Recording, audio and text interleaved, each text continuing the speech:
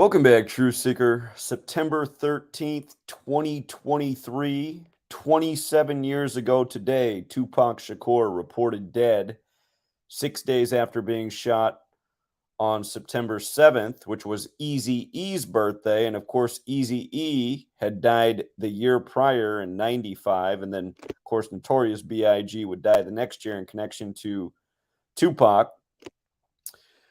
But still to this day, Tupac Shakur's death, an unsolved mystery. And what I want to show you is how perfectly synced his death was with the founders of Interscope Records, who he made his music for. And before we get into that piece, again, here's the riddle that a lot of people don't know. After Tupac's death, the Machiavelli album was rushed out, a play on Machiavelli, a man who did fake his death in history. And yes, it is legal to fake your death in Las Vegas, where Tupac reportedly passed. But again, this album was rushed out after Tupac's death. It was put out November 5th, 1996. And funny enough, November 5th is a very special day to the Society of Jesus, also known as the Jesuit Order, because it's Guy Fawkes Day. It's the day in history that the Jesuits, who are the military order of the Catholic Church, and by the way, Interscope was founded by a devout Catholic, but it is the day in history that the Jesuits tried to blow up British Parliament. They were retaliating against King James, who was printing a Bible for the masses. He was working on it at that time.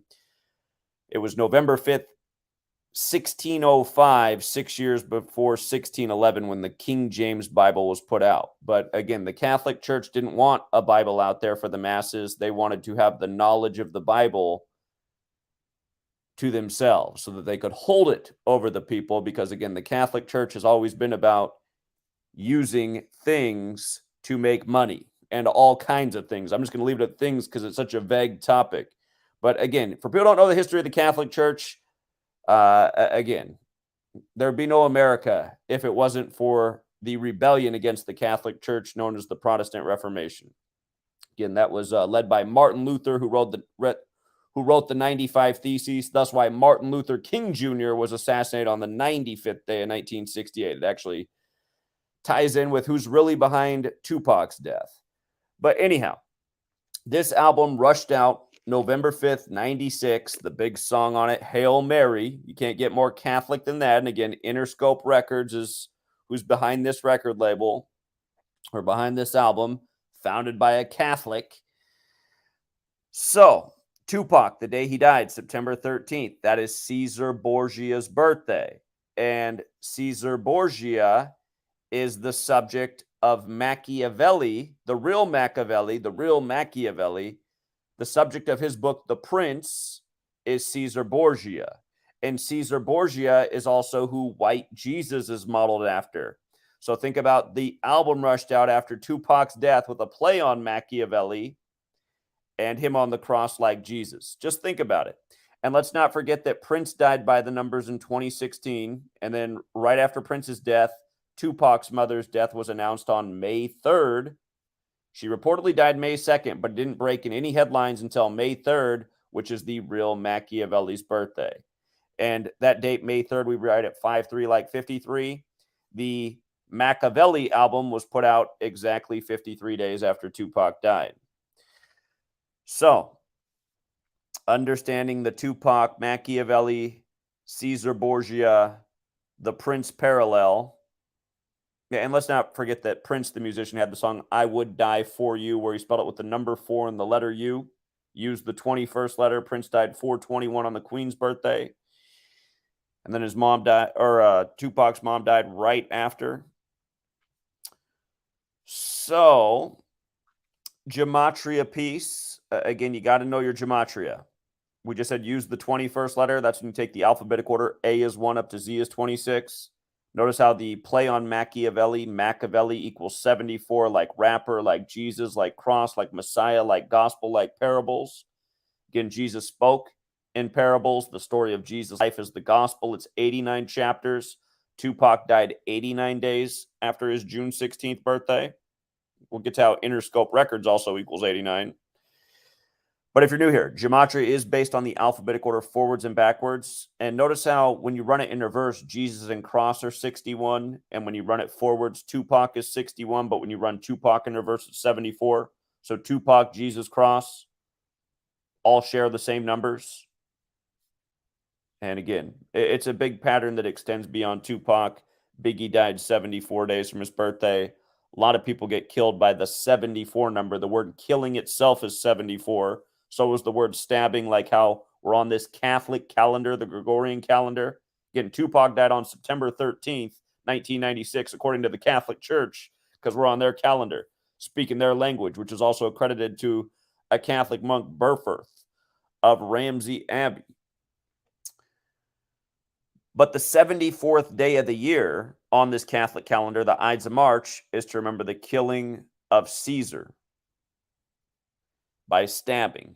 And again, 3 of the first 5 U.S. presidents died on 7/4, and the first 2 to die died on the same day, Jefferson and Adams, and both of them were not fans of the Jesuits and worried that they might come out of suppression and what they might do to America if they did.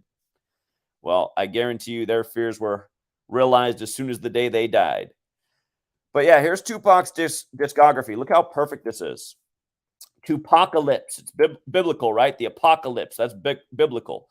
Tupacalypse Now came out November 12th, 1991. Funny enough, that's the Superior General of the Jesuits' birthday at this exact moment. Then he had Strictly for My Ends. Then he had Me Against the World. And then he had All Eyes on Me, which was an album that they postponed about 50 times before they finally put it out on 2/13, a day that has to do with Roman sacrifice. It's Lupercalia. And again, he would die 213 days later, and he was claiming LA at the end, and that's the 213 area code. And anyhow, and then there was the Machiavelli album putting out. The full title is The Don Columinati, The 7-Day Theory, with Machiavelli on the cover. Again, put out November 5th, 1996. Remember the 5th of November. So look at this. From the first album release, Tupacalypse Now, November 12th, 91, to Tupac's death, 58 months and a day later. Tupac Amaru Shakur, 58. Cesare Borgia, 58. If you're new here, special number 58. King James, remember this whole November 5th thing goes back to King James and the Jesuits trying to destroy Parliament and stop King James from printing the Bible. King James died unexpectedly at age 58. Other words that equal 58 are Freemasonry, Rosicrucian, Secret Society, Solomon's Temple. All of Freemasonry's secrets are in Solomon's Temple. Again, King James was a Freemason and a Rosicrucian. So 58 is a special number. In fact, let me pull up the gematria calculator real quick to make another point about Freemasonry and 58. Notice that it's also 139 when you use the alphabetic order, 58 with numerology, right? And notice when I write out Tupac Shakur, how it's 139 in the most simple cipher. 139. Tupac died on what day? 13/9, like 139. You might notice Tupac Shakur is 158 in reverse. Let me write out Freemasonry again. It's the same as Tupac Shakur, forwards and backwards, 139, 158. Remember, modern Freemasonry is a Jesuit creation, and the Jesuits were born on 15/8, the 15th day of August. So anyhow, dead 58 months after putting out the first album on Cesare Borgia's birthday. Jimmy Iovine, the Catholic and founder of Interscope Records, he also co-founded it with what's his name? Ted Field, as we'll get to, because he also fits in. But here's the main guy, because this guy stuck with it. This guy's now connected to Dre, and he made a lot of money off Dre's Beats headphones, and he's just been more involved in the world of hip-hop than the other co-founder. And he's also the very devout Catholic. But look at this. From Jimmy Iovine's March 11th birthday, notice he was born in 53 as well. We just talked about where that fits in. But from his March 11th birthday to Tupac's death, was the 187th day of his age. Now, you know, Tupac, West Coast, Dr. Dre. Remember, Dr. Dre supposedly lost his son to suicide 187 days after Dr. Dre's birthday. And it was Dr. Dre and Snoop Dogg who put 187 on the map with the Oh, what's that? What's that song called? I can't even think what the name of the song is right now. That soundtrack before he was in the Matrix. Oh my goodness, it's all escaping me. But you know what I'm talking about. I don't even have to remember it. You already do. So anyhow,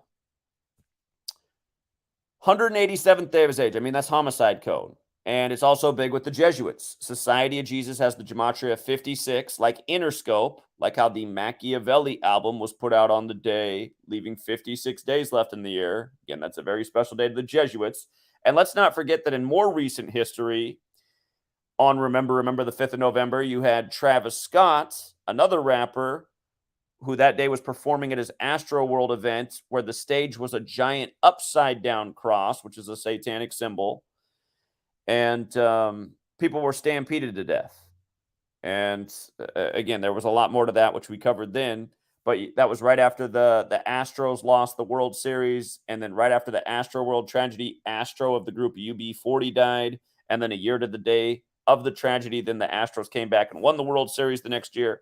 But anyway, it was the day leaving 56 days left in the year, the anniversary of the album coming out with Tupac on the cross. The cross. Pagan. The Catholic Church, originally pagan.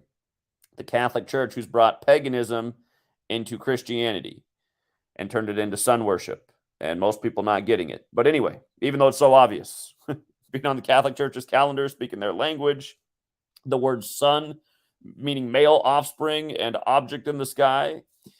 But again, Interscope's also 56. Gematria based on the alphabetic order forwards and backwards with numerology.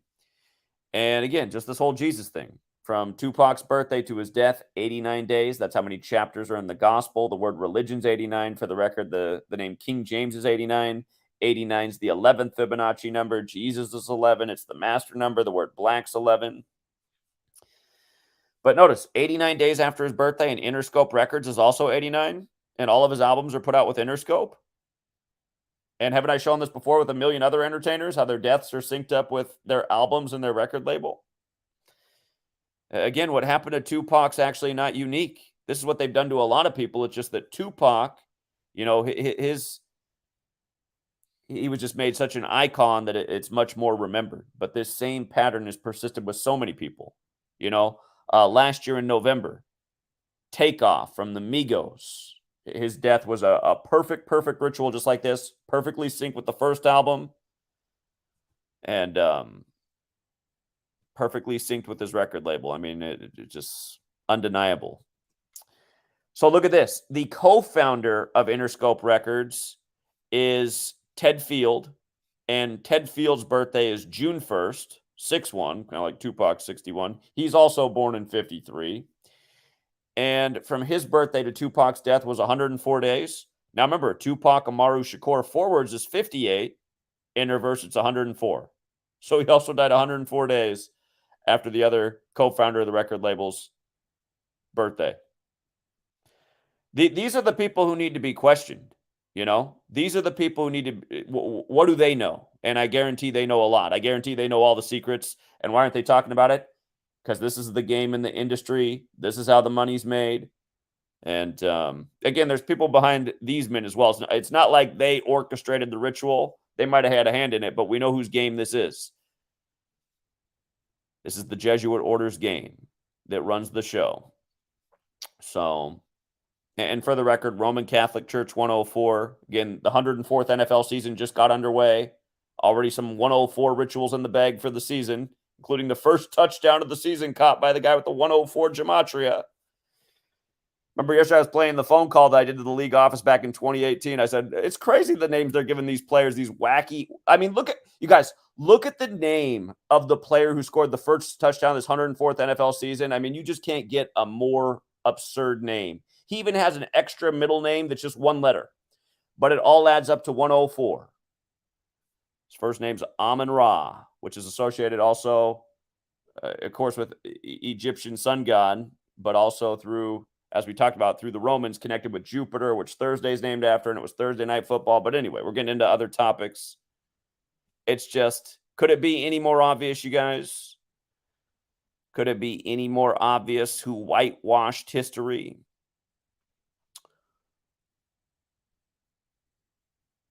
It says that Ted Field, his father, was in the media business. And here's the media that never gets to the bottom of anything. His father took over the Chicago Sun-Times. It became his paper in 56. Go figure. In 56. So, you know what? For good measure, let's see if we can call anybody at Interscope Records today. Okay, hold on. Let's see if they got a number for the public to call. Contacting us. If you are using a screen reader and are having problems using it, let me see. Let me see if that's the right one to contact.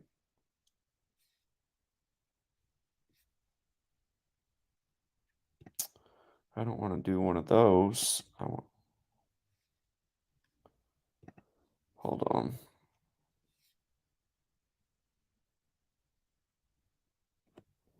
They're in Santa Monica. Maybe that's where we should have been today. Outside Interscope Records with the speaker set up.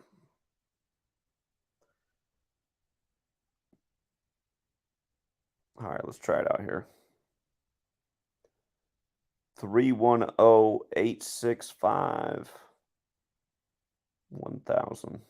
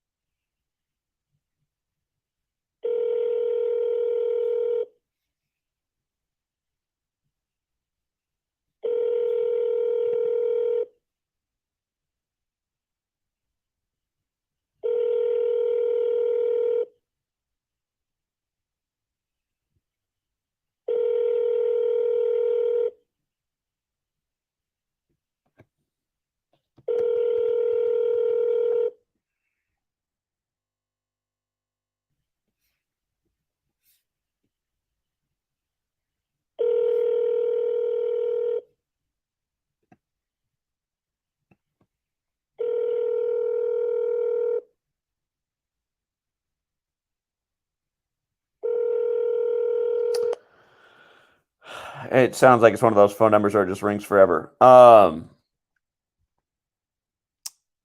wonder if they've always been located there. Colorado Avenue, huh? Remember, Colorado has that gematria 38. It's the 38th state in order of statehood. It's the number found all over these rap deaths as well. Tupac and Biggie both died on 38 date numerology. Words like death, murder, killing, and RIP are all 38. And, just talking about dead musicians and rituals. Remember, the Smash Mouth singer just died on 9/4, and the band was founded in 94 in Santa Clara, which is Jesuit town in Santa Clara. CA has the 94 gematria. And again, Smash Mouth goes with football. And then the team that plays in Santa Clara goes into Pittsburgh, where Smash Mouth football, the word was invented for the Steelers. But the Niners go into Pittsburgh and give Tomlin his 94th loss. And then the headlines say that Tomlin got his teeth knocked out like Smash Mouth. Again, you guys, this stuff is sick that's going on. And I'm just so frustrated that how big tech with their algorithms is able to keep this message super suppressed. Because I know if I was doing this video in 2016, 2017, especially after Prince's death, it would have a gazillion views. And that's what this video deserves, is a gazillion views. But yeah, it's also sad though that if I was out on the streets of Seattle presenting this, there's a lot of people that would resonate with it and appreciate it, but there'd be people walking by talking all kinds of trash too. And we got to figure out what kind of demons are inside these people that just hate the truth so much. So Brandon Hunter dead at 42, huh? 56th pick in 03. Yeah. Yeah. Is that in the headlines today on the anniversary of Tupac's death? Let me see. 4 hours ago. Collapses. Did he die? I see it said he collapsed. Oh, he is dead. Dead at 42. Man. He played for Orlando, right? LeBron just got his 4th finals in Orlando. That's where Kobe got his 4th finals. We know LeBron got that 4th finals exactly 41 weeks after his birthday. In the same season, Kobe died at 41. And I'll cut to the chase already before I even get going any further. The same people who did the Tupac ritual, it's the same gang who's done the Brandon Hunter ritual. I guarantee you. So these people do. They like I think Nas has some. I think it's on the Belly Sand truck. What does Nas say about the beast loves black meat? He's got hood ends hanging off his teeth, something like that. This actually happened yesterday. Okay. This was yesterday's news. Yesterday was the kill date, right? So yesterday was our kill date for the month. People don't know what the kill date is. It comes up once a month. Next month, it'll be October 11th. It'll be November 10th and December 9th. But what makes the kill date is the date numerology. So with the alphabetic order, kills 44. With the alphabetic order and numerology, kills 17. With the reverse alphabetic order, kills 64. And with the reverse alphabetic order and numerology, kills 28. Deadly things in the news yesterday. You had a mass shooting at a school. You got this. You had the flooding in Libya. But yesterday's date numerology was 64. The different paths for yesterday's date numerology were 64, 28, and 44. So once a month, you will have a date that will have at least 3 of those 4 kill values, and that's what makes the kill date. And again, it was September 12th for this year. It won't be September 12th next year because next year you have a different year. So again, 9 plus 12 plus 20 plus 23 is 64. 9 plus 12 plus 23 is 44. 9 plus 12, and then the compressed digits of the year, 2 plus 0 plus 2 plus 3 is 28. And again, I didn't invent any of these methods. These are just all numerology paths. They almost all break down to the same single-digit number. But wow, they just spell it all out for you here. You don't even need to decode it. He was 42 years old. Everyone should. Hey, I know a lot of new people in Seattle know about 42. Wasn't I just on the streets talking about how all this racial shaming with 42 and all these rituals with this number? I'm sure there was a few people who heard that lesson and probably saw this headline. They're like, damn, there it is again. Brandon Hunter dead at 42.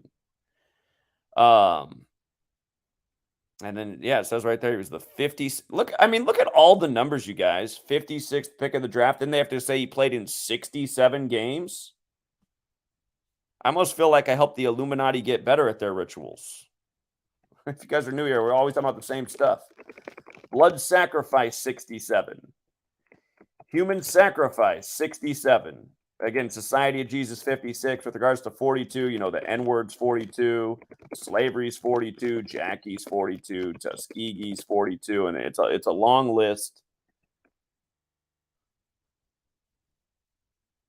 He had a career-high 17 points. And I just said he died on the kill day, right? And also in the NBA. The NBA is the 17 league. LeBron comes over from the 17th state, Ohio, on the first day of the 7th month, and then wins the Lakers their 17th championship in his 17th season. Moses Malone and Daryl Dawkins dead 17 days apart, just before Kobe's last season. Again, they were the first 2 players out of high school for the ABA and NBA, and with Philly connections like Kobe. But yeah, this in there he is wearing number 34 too. Here, I'll show you the thing about Orlando and murder. And speaking of Orlando, and this being around the time of the Tupac, I just wrote Brown subliminally, but again, Orlando Brown, always the name that comes up with Tupac. You see how Orlando and murder are 79, 34, 38 in all those ciphers? You see how murder is also 83? Since we're talking Tupac, Orlando Brown, again, that's always the name. Or am I tripping? Hold on. Orlando Anderson. It's not Brown. I got confused with this Hunter Brown guy. I was like, something's wrong with that. Orlando Anderson. He's the guy that always comes up with the Tupac killing. But Orlando Anderson's also 83, like Murder. Like the song Murder by Numbers came out in 83.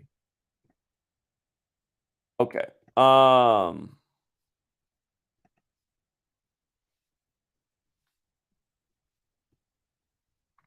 I guess the only thing left to do is see how many days from his birthday it was. TMZ dropped all the numbers we I would have decoded and talked about in the article. I wonder what would happen if TMZ gave us a job. I wonder if then like people like, oh, they're talking about gematria on TMZ. It must be legit now. People need it from those authoritarian sources for it to work in their programmed minds. I mean, that really is the problem with the populace. They're so programmed and well trained that they'll only accept information from the liars. They've been trained their whole lives to believe the liars. So, Hunter Brown, August 20. Wait, this is the wrong Hunter Brown.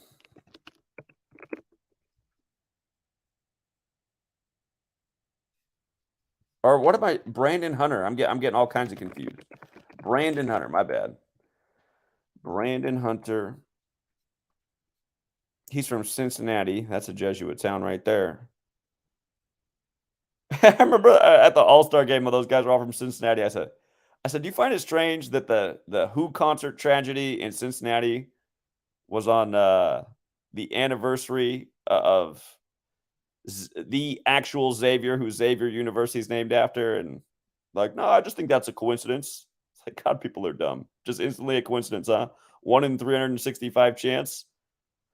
Plus, then you learn gematria. Xavier equals 79, like the Who, like murder, and it happened in 79.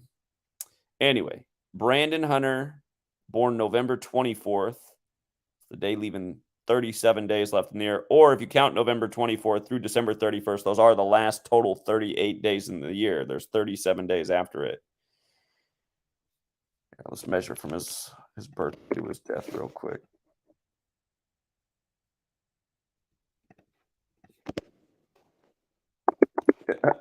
You guys remember the Tupac "I Ain't Mad at You" music video with Tupac in heaven? Last music video he did before his death. So from his last birthday to his death was his 293rd day of his age, which is the 62nd prime number. Sacrifice and Faustian bargain are 62. He died 41 weeks and 6 days into his age, which means he died in his 42nd week of life, going with dying at age 42. And I think he also died here 73 days for his upcoming birthday. Yeah, 73 days, or if you count the span, it's a span of 74. And both 73 and 74 matter. Biggie's death is the same way. It's 73 days before his birthday or a span of 74. Sacrifice is 73, killing is 74. So, we start out talking about Tupac and the many men who've been killed in the 74 Society of Jesus rituals, and finish the stream with, Brandon Hunter. And for the record, when you spell out 42 as a word, it also equals 74. And that's actually interesting in terms of the Bible because, again, Jesus is 74. Even Jesus Christ is 74. But the story of Jesus begins with the 42 generations to Jesus in the New Testament, which is another 42. And the word new alone is 42. And the word math is 42. And the New Testament begins with math. You see how math's 42, forward 66 in reverse, just like New Testament? And Protestant Bibles end with the 66th book. And the fourth book of the Bible is called Numbers.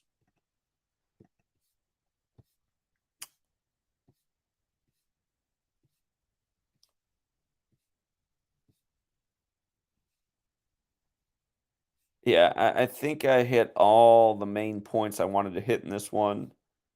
And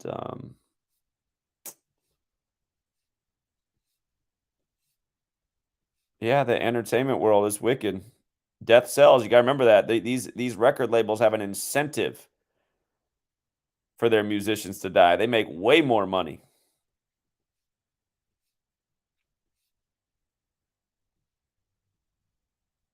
Imagine Tupac were alive and he'd gotten old and he was doing like mumble rap now.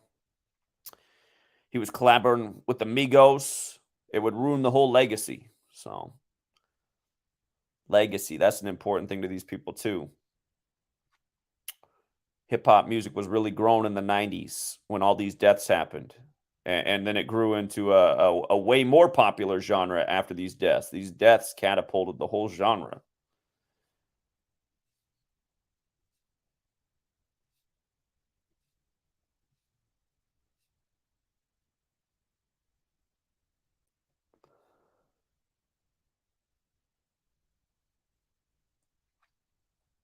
Okay, yeah, I think I hit all the main points. I mean, there is even more about Tupac's death that we've covered in the past, but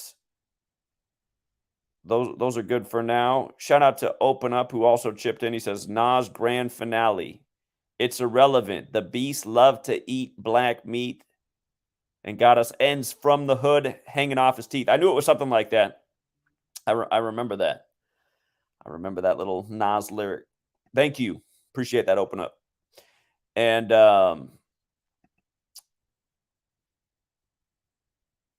NFL season began on his shooting date, ends in Vegas. Yeah, I actually meant to make that point. Thank you for doing that, Gematria Sense. Again, Tupac died in Vegas this year. The Super Bowl. Here, again, let's make it real clear, you guys. Super Bowl 58's in Vegas this year, right? And it's the 104th NFL season. And where's the right post? Again, Tupac Amaru Shakur, 58 and 104. You think that I think this year we're going to see the Tupac hologram. They said they were going to do it the other year in LA and they didn't. And they even put in the media that they were going to do it and then they didn't. So I'm guessing they're saving it for something else. I suspect this year at the Super Bowl we see the Tupac hologram. Tupac Amaru Shakur 58 104. Again, dead 58 months. And think about how short that is, you guys. 58 months after he made it in the money. He only had 58 months to live once he got paid for his music. That's 4.5 years. But again, the other co-founder, his death is perfectly synced with both founders of Interscope, but one of them 104 days after the birthday. 89 days after his own birthday, and 89 chapters in the gospel, 187th day, Jimmy Iovine, who's been making all the money with Dre. But yeah, the first album out November 12th.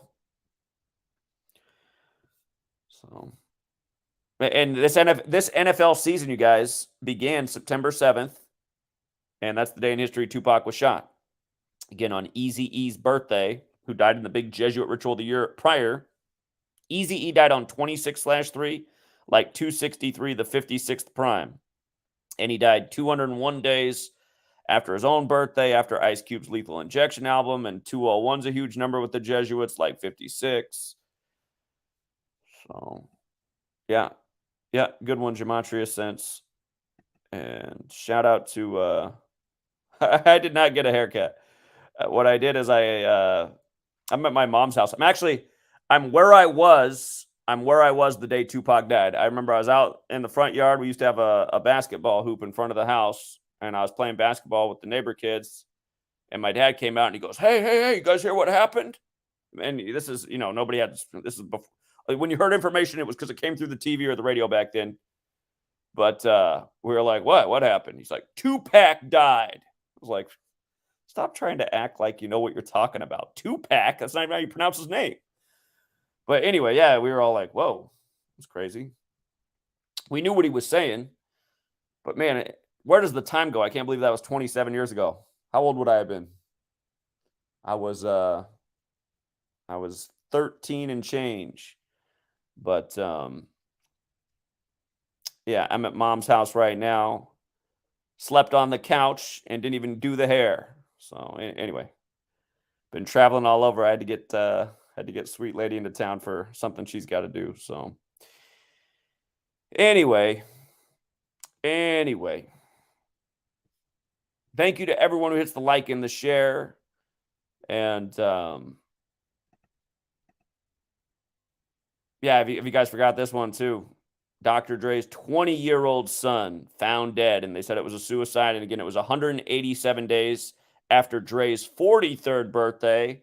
And when Dre put out the Chronic album, it had a lot to do with 43, but notice the word chronic itself is 43. It's also got that 38, that fateful number. Actually, you know what? 43 and 38 are both kind of fateful because killing has 43 and 38 gematria. But anyway, Dre on the map with the Chronic album. Well, really, Dre was on the map with the whole NWA thing, but then as a solo artist, and then that's also the emergence of Snoop Dogg. It was the Chronic. So, but yeah, 187 days after his birthday. You think it was a suicide?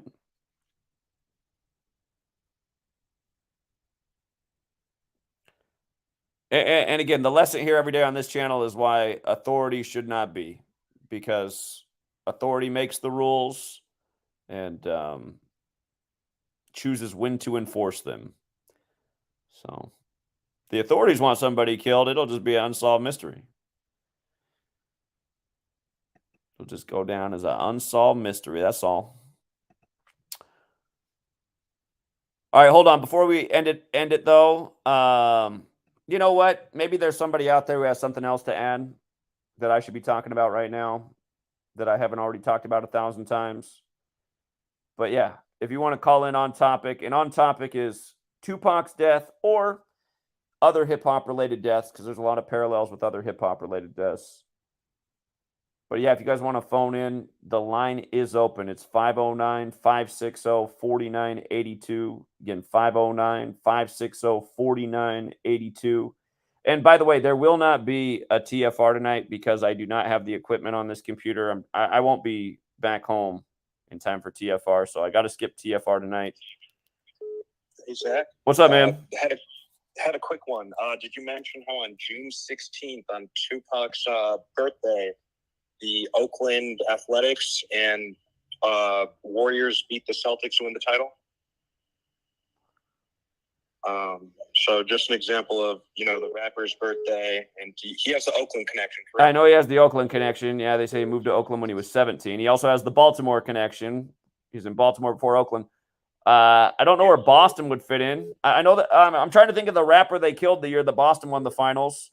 What's the duo, the rapper and the DJ? For what? Out of Boston. I don't know, man. I'm a younger guy. Yeah, Atachi. Man, the songs I hear you playing on your streams, I'm like, God, he's from a different generation. Anyway, go ahead. Mess with the key?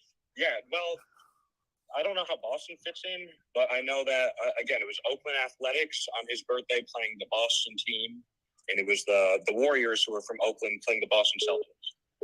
Okay. Yeah. That is interesting. It was on his birthday. But yeah, and then Oakland's playing today with a chance to sweep.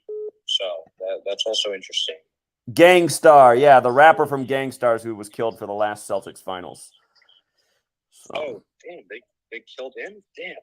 Yeah, 2008. I didn't know you were look back at stuff like that. 2008. We've gone way back further in time than 2008. So. Yeah, but I didn't know it was like NBA. Like, it'd be interesting to see 2011, that type of season, because I don't know. Looking back on it, those are the clearest examples it's rigged. You got these guys forgetting how to play basketball and whatnot. But yeah, that's all I had. All right, appreciate it, man. Thank you. You're welcome. See you. 604.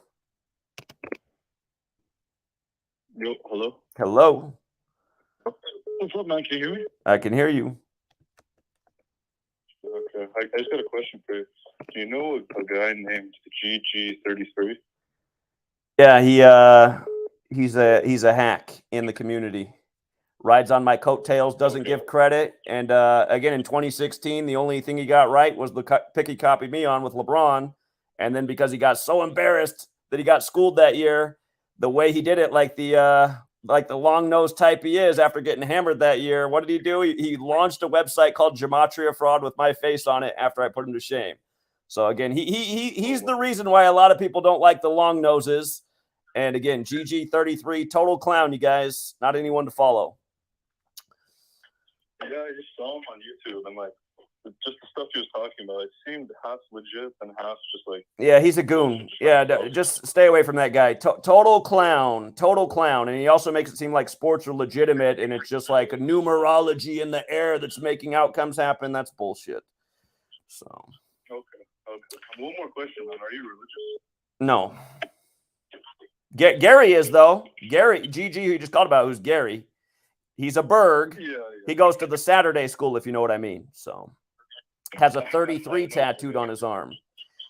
Anyway. But you believe in God, though, right? Yeah, I think there's a creator, but I'm not religious. Okay.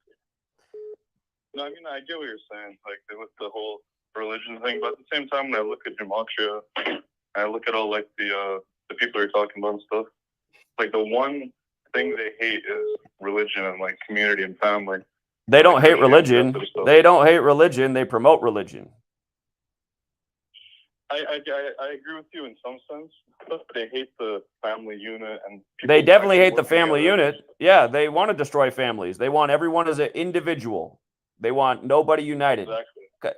That's the whole game. I was just talking about that openly in Seattle, how they just want everybody as their own island, thinking that they're almighty. That's not the way it is.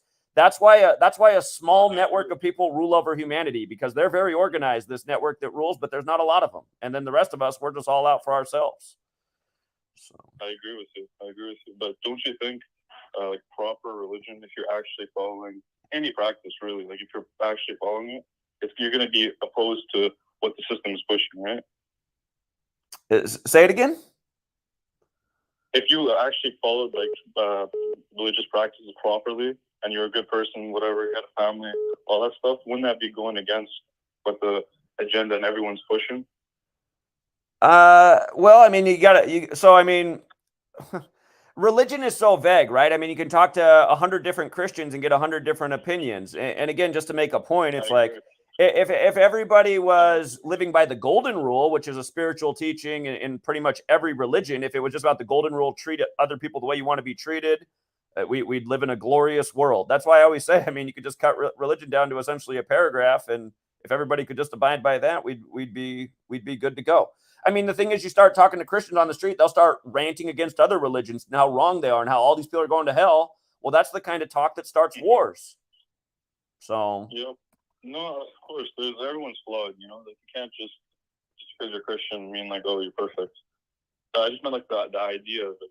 I'm thinking if the idea is would make a good person, wouldn't that mean like religion is a good thing if you do it properly?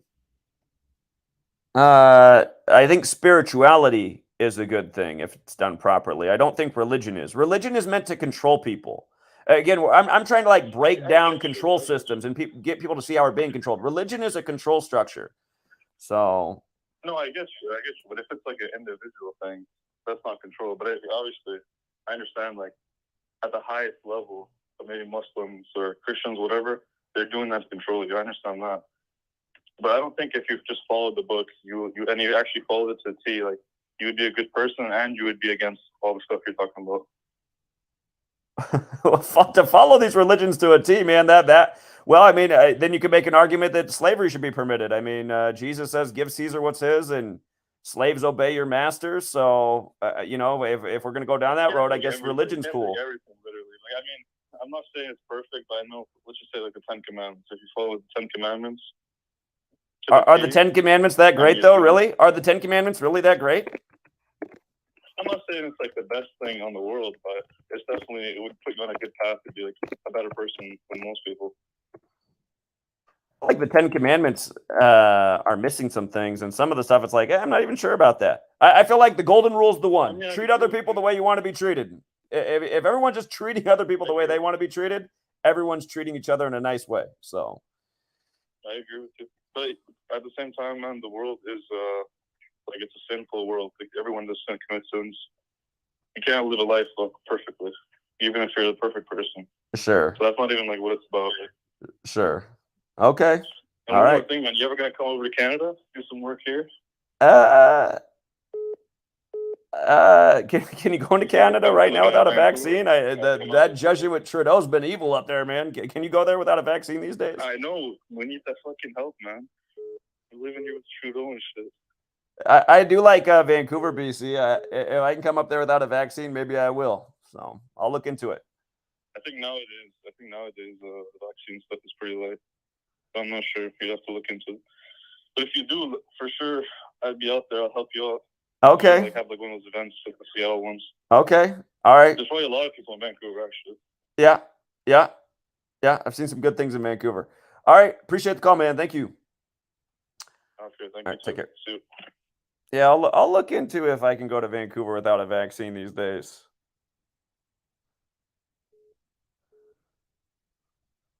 443. Hey, you were talking about the former NBA player that died at the ripe old age of 42. With 67 games played and a career high of 17. And he died 42 days till the NBA season starts. Oh God, yeah, that's a good observation. Magic Johnson's dad died at the end of last year. Did you know that all the MGM properties have been going through a cyber attack since Sunday? Right now, if you try and call them, they'll go straight to a voicemail telling you they're down and you can't access their websites. MGM, the casino? Yeah, and all the affiliates. So there's a shit ton of casinos besides just MGM and throughout other states. Huh. And they're in the entertainment business too. I didn't know that. I'll look into that. Yeah, I tried to call the one here in Maryland, MGM National Harbor. It goes straight to a voicemail. It doesn't even ring. Saying they're having technical difficulties. They're working on it. I see. People are locked out of their rooms. Can't get money. ATMs are down. All over the casinos. Huh. I got to look into that. I didn't know that one. I'll look into it. All right. See you. All right. Thanks.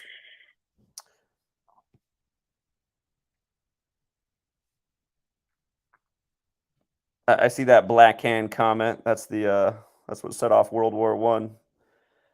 Another Jesuit alias 647. Fraud. How am I a fraud? You're the biggest fraud, Zach. And I can't wait to see you, Zach. Okay, how's that? Oh, he hung up. How come all of my trolls sound like... Are you guys familiar with the Capitol Hill neighborhood in Seattle or the Castro in San Francisco? It's where all the guys who like getting plugged in their ass hang out. But all of my trolls who call in, they all have that just total fruitcake, vibrato in the voice. It's just, God.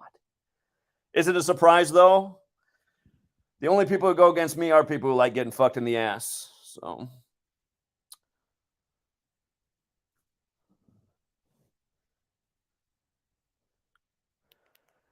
908. Hello? Hello? Hey, what's up, Zach? How you doing? Doing all right. What's up?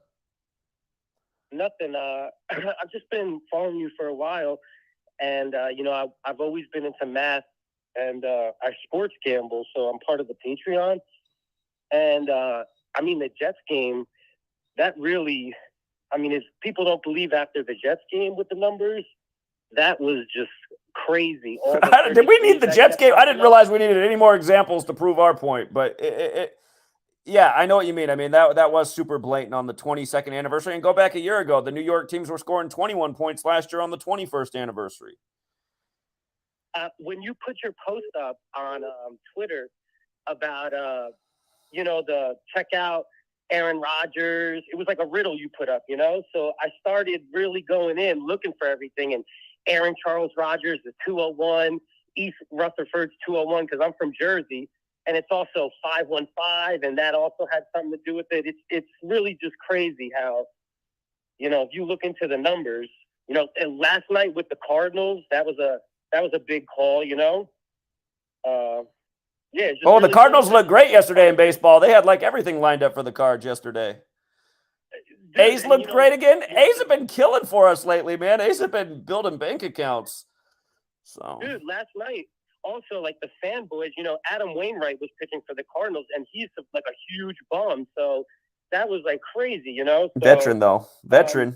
It's really hard to talk to a lot of my friends and stuff with this because, after you keep saying 33 so many times, you start sounding, they think you're crazy and stuff. But shit, dude, it's all right there, really. You know what I'm saying? You can't deny it. The only thing that keeps people from seeing what we're showing them is cognitive dissonance. They just don't want to see it.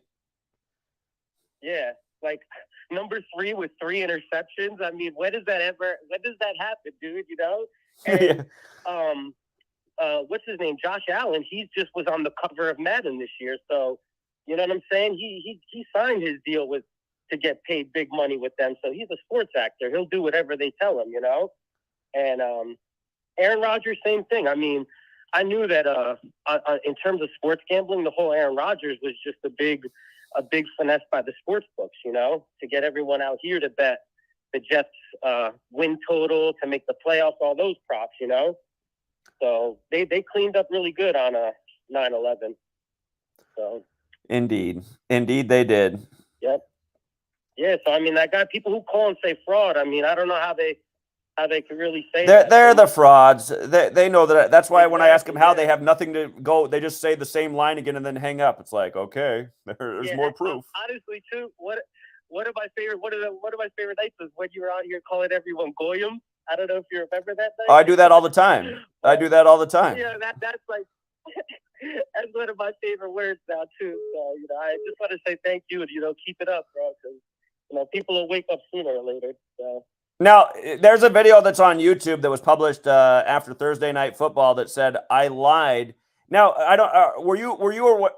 I did 2 live streams before Thursday Night Football, and in both I gave the same advice. I said it's close, but I said the only bet I would really make is a small play, big parlay on a Lions upset because they have the 35s on their side too. Is that not exactly what I said for that game? I'm honestly only part of the baseball one, so I have to upgrade to the football. If somebody in the NFL one can call in and let me know if that's true or false, because I know it's true, and so does everybody else who's on the street, but it's just annoying. That troll will just always put up a video just every week saying I lied. It's like, okay, the only guy lying is him. Guy's a clown. Yeah, I mean, weirdos, right? It's like, whatever. But, yeah, I appreciate your work, bro. Keep it up. All right. Appreciate it, man. Thank you. 773. What's up? Yeah, what's up? What's going on? I'm from Chicago. How you doing? I'm doing all right. What's up? Oh, Scotty, yeah, I'm trying to figure out what's up with the Tupac folks. Oh, you got here late, so you missed the presentation part. Okay, for people who got here late, I'm going to redo it for this gentleman right here. One more question. Go ahead. What about the white hats and the black hats? The what? The white hats and the black hats. I don't know about that one. That's the government. You don't know about that. Oh, white hats. Oh, yeah. I don't get into all that. You got people saying like Donald Trump's a white hat and all this. Donald Trump sure isn't one. He's another one of these Jesuit pawns. But here, let me make the point about Tupac again. Just the thing that people hate numbers, so just keep it right here. Again, Tupac died on Cesare Borgia's birthday. That's who White Jesus is modeled after. And then after his death, they put out the Machiavelli album, a play on Machiavelli. And the real Machiavelli wrote the book The Prince, based on Cesare Borgia. Again, Tupac died on Cesare Borgia's birthday.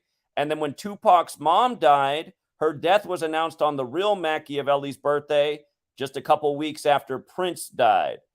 So, and again, the day that Machiavelli album was put out for Tupac is a very special day, the Jesuit order known as Guy Fawkes Day. And then if you want to rewind the stream, you can see what I showed about the 2 guys who founded Interscope and how perfectly synced Tupac's death is with those 2 founders. So that record label made a lot of money on Tupac, and that record label knows what really happened to Tupac. His demise was their profit. Jimmy Iovine and all that? No, the founders of Interscope. Okay. Oh, yeah. Jimmy Iovine, yes, and Ted Fields. My bad. Jimmy Iovine and Ted Fields, those 2. That's good. I'm trying to think of something else to ask you. How long you gonna be on? I might think of something else and call back. Well, I just don't know how long I'm going to be on. Depends on how good the calls are. If I have good calls, I'll stay on for a while. Hey, but the white hats and the black hats, they doing up. So okay. This is the last thing.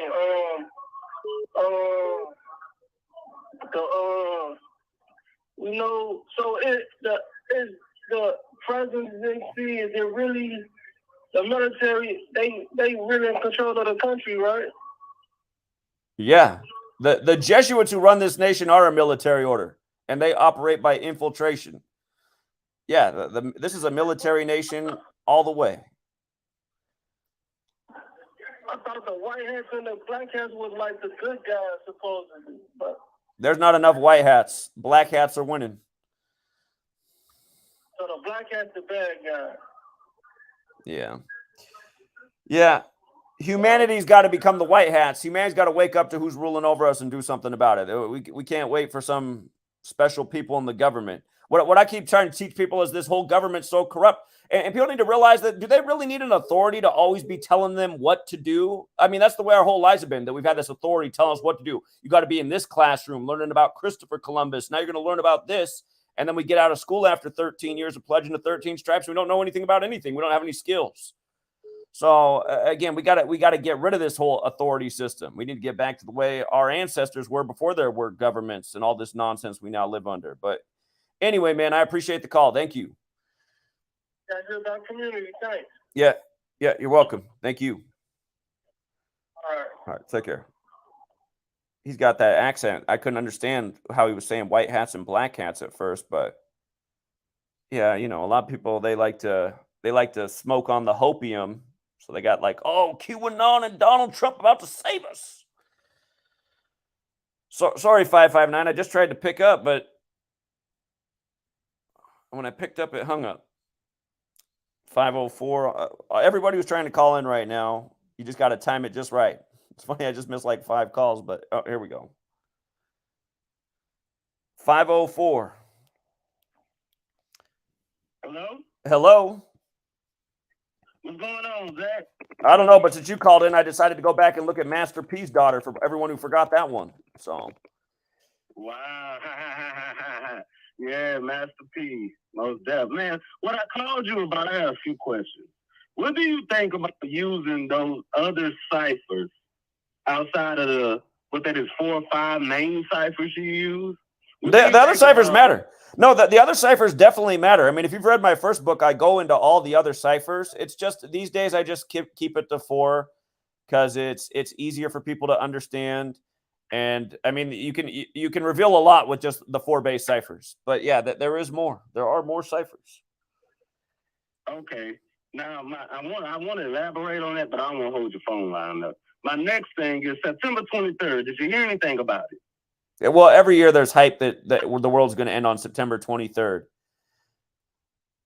Okay, because of the 923 and then all the stuff showing on the. It is a significant day. And stuff like that. Again, it's the 266th day of the year. The Jesuit motto is Sus Hominum Salvator 266. We're in the time of the first Jesuit Pope, who's the 266th Pope, and that's why he spoke in Washington, D.C. He spoke in D.C. on September 23rd in 2015. The Pope's supposed to be going to meet with Emmanuel Macron, the French president, or whatever the hell he is, on that day as well, I think. Yeah, well, that makes sense, right? That makes sense. The Jesuits are from France. That's why he's Pope Francis. Okay. And then they said something about October 4th, too, as well. Something's supposed to go down on October 4th. But I looked at, I want to say, I lost track. But it was a 329 somewhere on there, and I think it was with Macron or whatever, but I don't know the significance of it. That's why I asked you, and you basically answered that for me. Now, can I use those extra ciphers for, like, to figure out with the parlays and stuff with the sports? In my experience, the especially the dark blue cipher and the base cipher are the best for sports. You can always try and learn more. Sometimes, like if a team's going to get an all-time win franchise number versus another franchise, the Jewish gematria will give you bigger numbers. So like the team name might, like in the base ciphers, it might equal 50, but then the Jewish cipher, it might equal like 481. And then a team can pick up the 481st win versus that team. So occasionally you'll see things like that with Jewish gematria for the team names. So you can look more at the other ciphers, but I think you'll have your best luck with the base ciphers. Okay. So who are you based off? I used those extra ciphers for the first game with Colorado, and I got a lot of information out of there using that, and that helped me with my pick actually for the first 2 games of Colorado. Okay. And I don't know the riddle yet, but I kind of see where things are going with Colorado, and according to the numbers, what do you think? Colorado. Are we talking about the Rockies? What Colorado team? Football team? Deion Sanders team? Deion, yeah. Oh yeah, Deion Sanders team. Yeah, Deion's definitely going places. I haven't really been doing much Colorado football decoding. We looked at the first game. I know I pointed out that he has a big game coming up with Oregon on a very interesting date. I think I'm going to decode that game. But yeah, Deion Sanders is 56 years old right now. 56 is so important to Black history. The first Black president elected in the 56th election. The phrase Black Lives Matter is 56. We're talking about Tupac's death and then them putting him out the album of him on the cross on the day, leaving 56 days left in the year. So yeah, Deion being 56 right now. Buffalo is 65. So yeah. Yeah, but Colorado Buffs is 56. So, and I think Deion, and then at 88 stood out to me too, because Deion, just the name Deion is 88. And then I thought about the 808 hip hop thing you was talking about. I remember you talked about that, the 808 being invented in Japan, and then something else with Hawaii in 88 too. I can't remember. But it was something about that 88 you pointed out that was interesting to me. Yeah, the hip hop drum machine and the 808 area code for Hawaii being made on August 8th. So yeah, that stood out to me too during that time. Now, can those things carry over into the whole season or to like a certain situation? Absolutely. Here, just to make a point, since you brought up Maui, so again, the star quarterback in the NFL that's from Hawaii is Tua, and his little brother's playing at Maryland right now, which is also interesting. And you might have saw in their game there were 58 points in this year's Super Bowl 58. But that Tua's name in gematria equals 206, and the fire was 206 days from his birthday. And then it just so happened that the Dolphins began the year on the road with 206 road franchise wins before they went into LA and won. So again, yeah, you follow the patterns, news and sports. It's all connected. And Tua, just the name by itself, Tua is 42, so that's something to think about as well. Sure. In 83, like football 83, isn't Walter Camp 83 or something like that? Or not? Yeah, indeed. Oh. Okay. Well, I was just calling, ask you a few questions about that. I'm gonna let you carry on your show. I enjoy your work, man. I really do. Appreciate it. Thank you. And those Saints, you gotta love the Saints. Dennis Allen got his 16th win over the 16th state with 16 points. We love the Saints this past weekend. And again, he was from the 504, that caller, which is New Orleans, and that's where Master P and No Limit Records are, and Cash Money Records. And again, Master P's daughter, dead at 29. We know the word black is 29. Remember, just back in the news, the beating of the 29-year-old black man in Memphis by the 5 black cops. It's black on black crime, but this time the police are involved. Anyway, when his daughter died at 29, it was 29 days after Master P's birthday, and Master P's gematria 29. And again, that's why there's the song out there, Gematria, the killing name. It's why there's the song out there, Murder by Numbers. You can pretty much solve every entertainment death mystery with gematria. 252. Yeah, Jack, I'm only going to take like 5 seconds. You know, you can take as long as you want. You can take as long as you want. You guys, right now, this is the #1 ranked gematria decoder in the world right here on the phone. How old are you? I'm only 19, man. 19. There it is. 19 years old, and he's already #1 in the world. He's like, he's the Coco Gauff of gematria, except for it's legitimate. Yeah, I'm glad you recognize that, bro. I appreciate it. But I just had to call in. I know you just said Tua's little brother. I didn't even know he had a little brother that plays for Maryland. I had to look that up immediately. And I go look at that, and I literally have done this whole big piece on how the Dolphins and Maryland have this connection through Don Shula getting his first head coaching job for the Baltimore Colts in 63.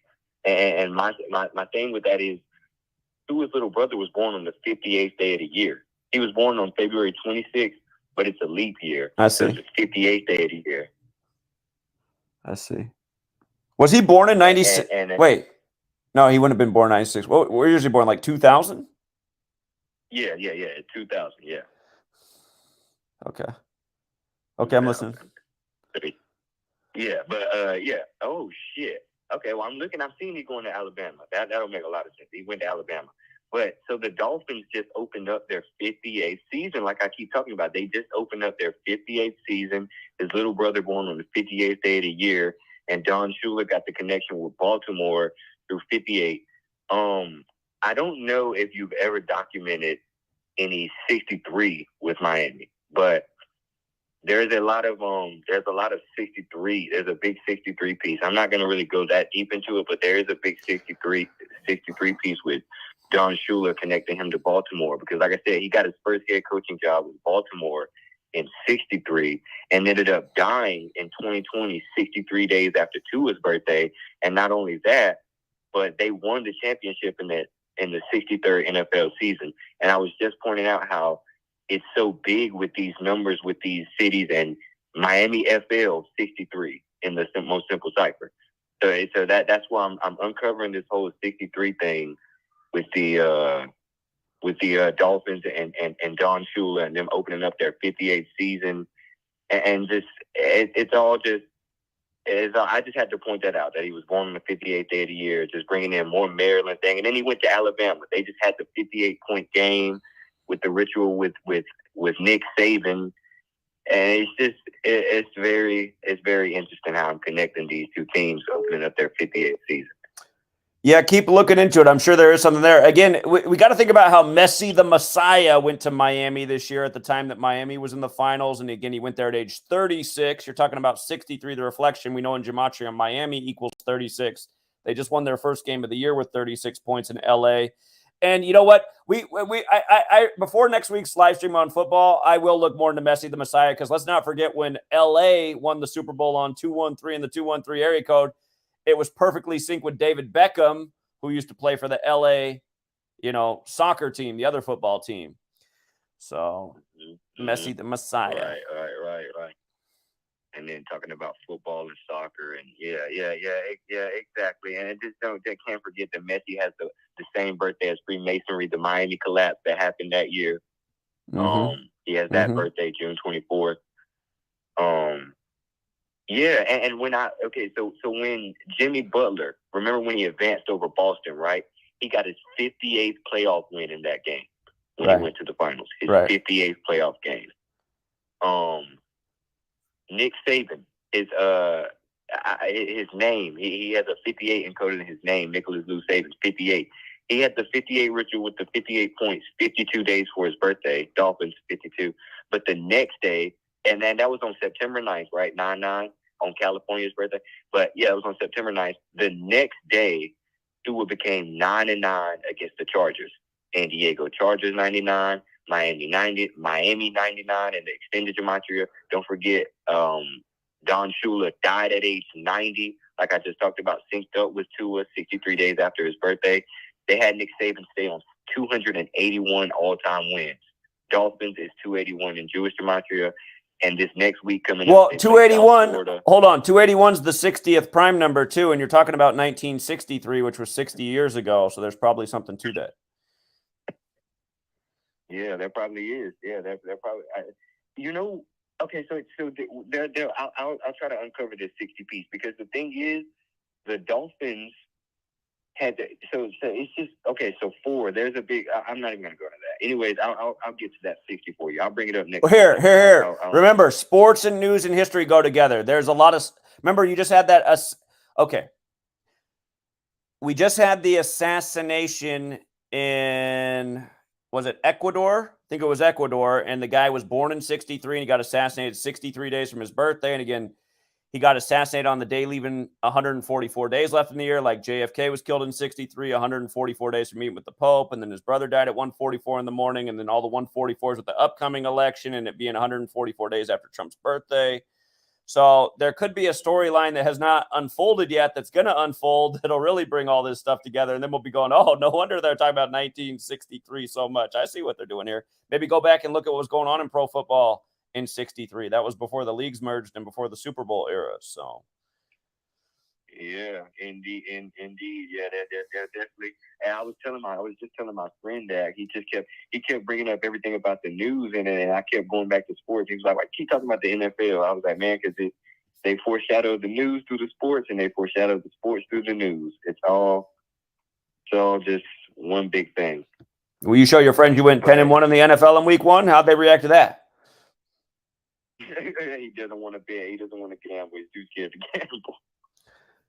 Yeah. Even with my picks, he still doesn't want to gamble. Well, you keep doing it, then he might change his mind, or at least he'll realize that you're definitely on point. So. Yeah, he does. Yeah, he does recognize that. He's really he's the one who that's the same friend that even introduced me to your channel. He has never been on as big as I am on it, but me and him talk about it a lot every day, just going over it, because I mean it is This stuff never fails to fascinate me, man. I mean, if I didn't know gematria and you came up to me and said, "Hey, they're killing people, leaving hints through the calendar, certain days," or just if you just told me any pieces of this without telling me gematria, I'd be stuck just on that itself. Indeed. Well, keep up the great work. Appreciate the call. Yep. All right. I'll be in the next sports stream. All right. Take care, man. Yep. Okie dokie. 407. Take care, man. Hello. What it do, Mr. Zach? How's everything? It's going all right. Hey, so quick question, brother. Are we not looking at Baltimore to try and win this Super Bowl? Well, again, there's been a lot of clues for Baltimore. I mean, I'm not. This wasn't supposed to be a football live stream, but yeah, because I'm looking at Lamar right now, and especially John Harbaugh on the day that he even plays. If you look at like the time, like if you type in, John Harbaugh, he played. You see 211 in his name. Yeah, his name is 211 and 58, isn't it? Yes, sir. So I'm looking at them. I look at Lamar because that 8 for me has been just floating around. Texans just became 2-11 versus the Ravens all time losing. Yes, sir. And I'm thinking that it's just a little bit of a funniness going around, and I think people are probably underplaying the whole Lamar and Baltimore with Zay Flowers. If you look at Zay Flowers, his birthday September 11th. Jesuit educated. He's a Jesuit. Yes, sir. So, yeah, man, I just want to say, man, awesome channel. Keep doing what you're doing. Hey, call me up from here. All right. Appreciate it. Later.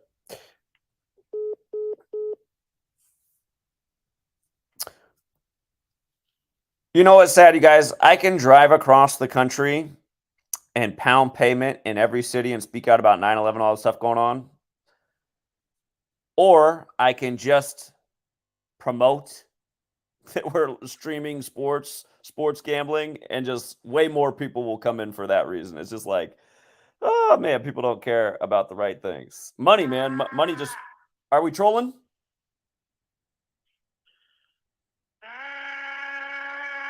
You got to do better. What, are you trying to pull out your butt plug? We don't want to hear that, man. That's gross. Oh my God. But yeah, it's just, money, man. People just want money. Could have changed the world.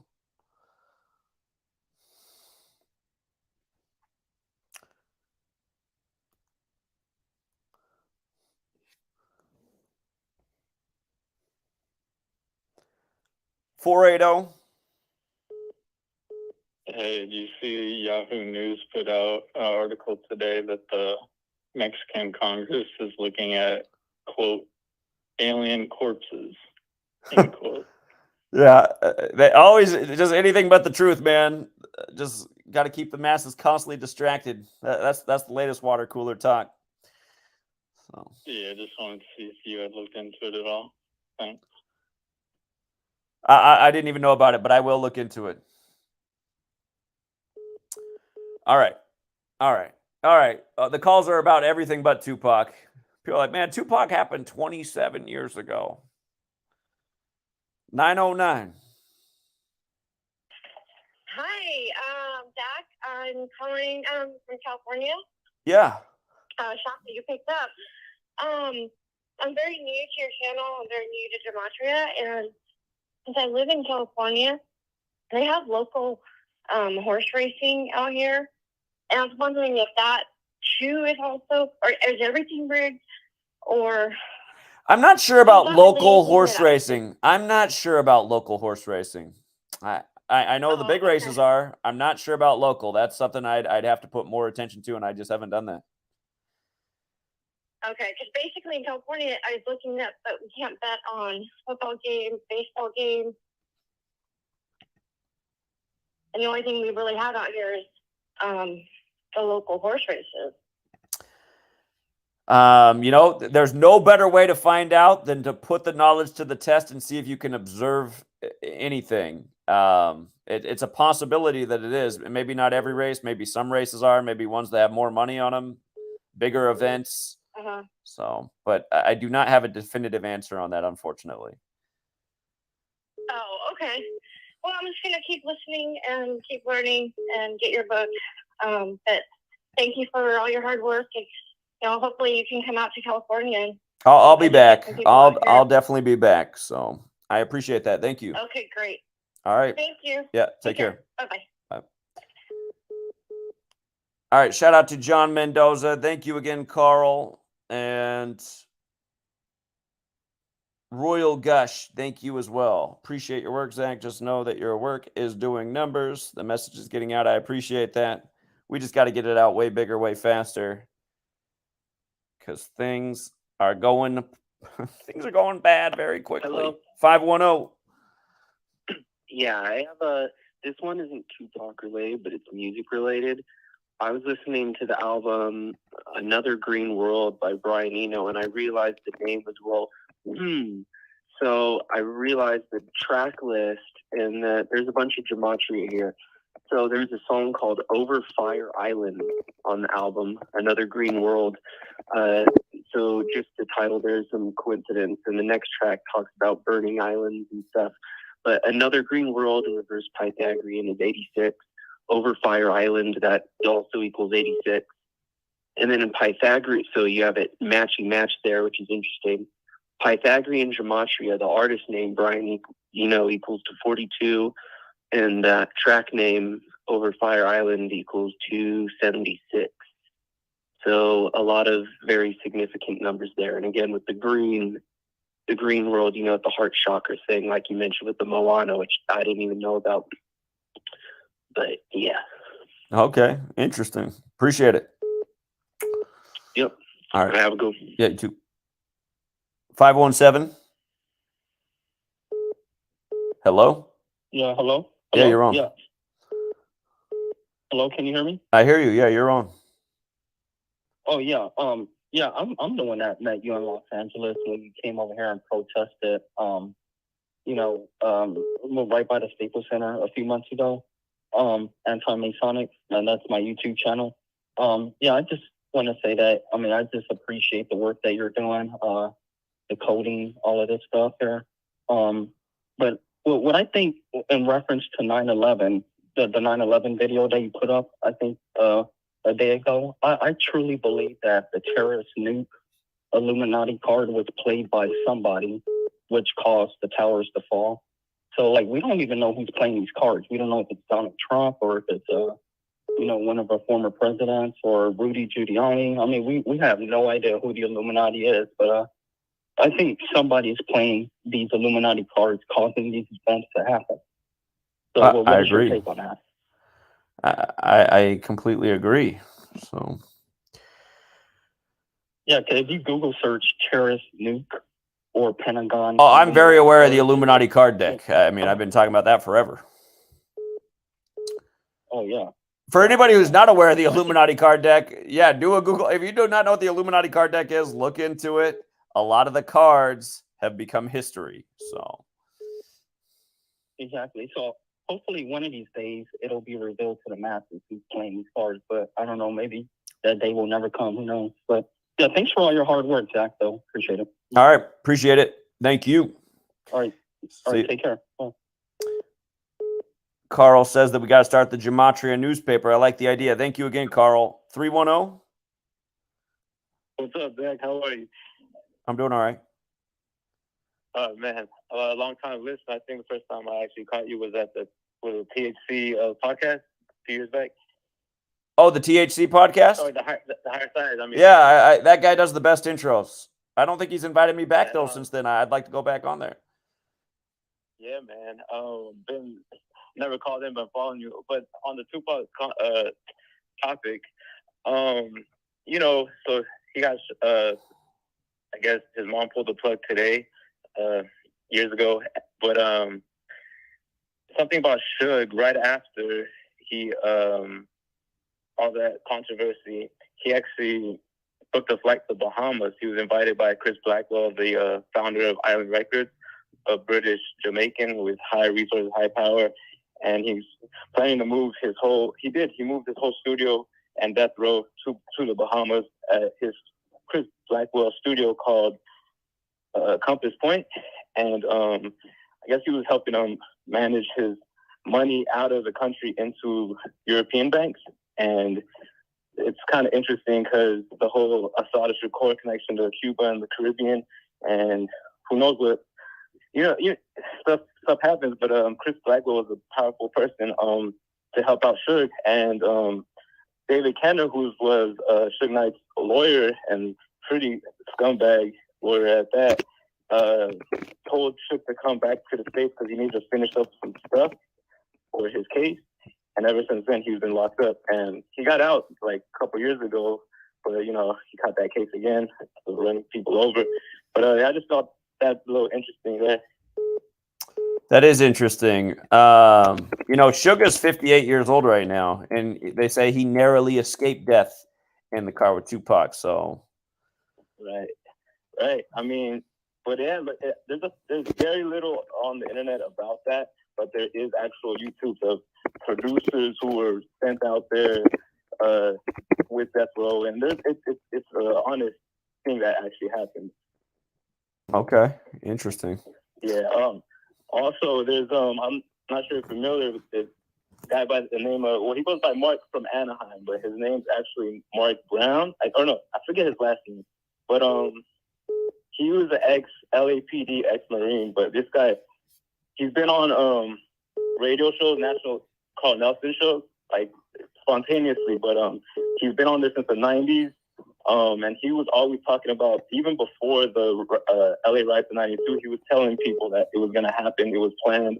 And he's always been spot on, he's never lying. And even he mentioned a few times how they asked, because they have callers asking, and they asked him about the Tupac situation maybe a year or two ago, and his response was, Pac never had a funeral. You know what I mean? But he's like, if I'm ever lying, tell me that I'm lying. You know what I mean? I'm up for discussion, and no one's ever claimed anything. This guy's pretty legit. But yeah, there's that as well. Interesting. Okay, appreciate that information. I'll have to look more into it. Thank you. Yes, sir. Have a good one. Thank you, Zach. Yeah, you too. Take care. I'm in LA. I'll be back. All right, bro. Thanks. All right, for sure. 604. Hey, man, what's up? Yeah, what's up? I just have a few questions for you, bro. Okay. One thing I forgot to ask you last time. Do you think flat Earth is real, or is it just a psyop? The flat Earth has never made sense to me. I've been to the beach. I watched that thing set behind the horizon. So you think it's a psyop? I've always thought it was a psyop, indeed. Okay. And so does gematria and the Masons and stuff, they have a connection, right? Like a clear connection between them? Modern Freemasonry is a Jesuit creation. Yeah. Again, for people who need the history, the Jesuits are a Catholic Jewish alliance which came out of the Protestant Reformation led by Martin Luther. And after the Jesuits, you got the calendar we're on, you got the language as it is, you got the heliocentric model, and you just have history unfolding by the code with everything tucking in so nicely. Anyway, go ahead. You got more questions.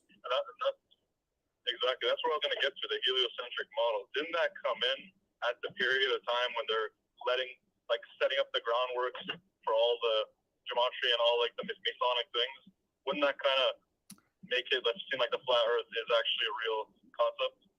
No. Because the globe Earth concept, at least, was from No, to me, it doesn't make it seem like the flat Earth is real. That's when the Catholic Church conceded that the Earth wasn't flat anymore. That's when they conceded that the Earth wasn't at the center of the universe. The Catholic Church conceded the Earth wasn't at the center of the universe anymore, and it was the sun. I mean, that's essentially what the argument was over.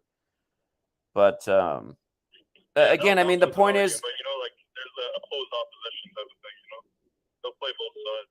Sure, but I mean, you can't explain any of the phenomenon that we see in the skies from a flat Earth. So, Appreciate it, man. Thank you.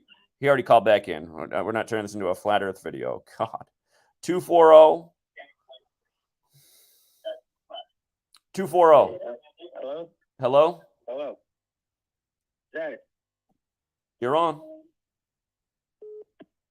You're on 240. Can you hear me? I hear you. All right. Hey, I just want to say I appreciate the work you do. I've been watching football and sports playing my entire life, and I can't stand it anymore. I thank you for that. You're welcome. Isn't it better seeing through it? Because then you're not wasting your days and being all invested in this bullshit. Absolutely. It makes me ill, and I feel foolish that I did enjoy playing the sports as a kid. Now that I see how the world's run, but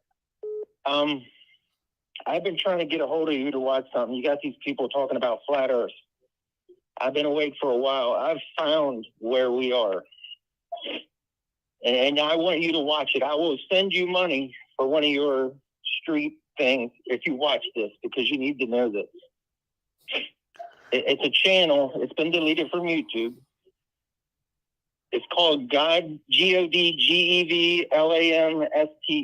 If you watch it from beginning to end, you'll understand a lot of things that, and it'll answer a lot of questions that you have about this world. Okay. I assure you. You gotta say the channel name slower. God, I got the God part at the beginning. GODGEVLAMSTE.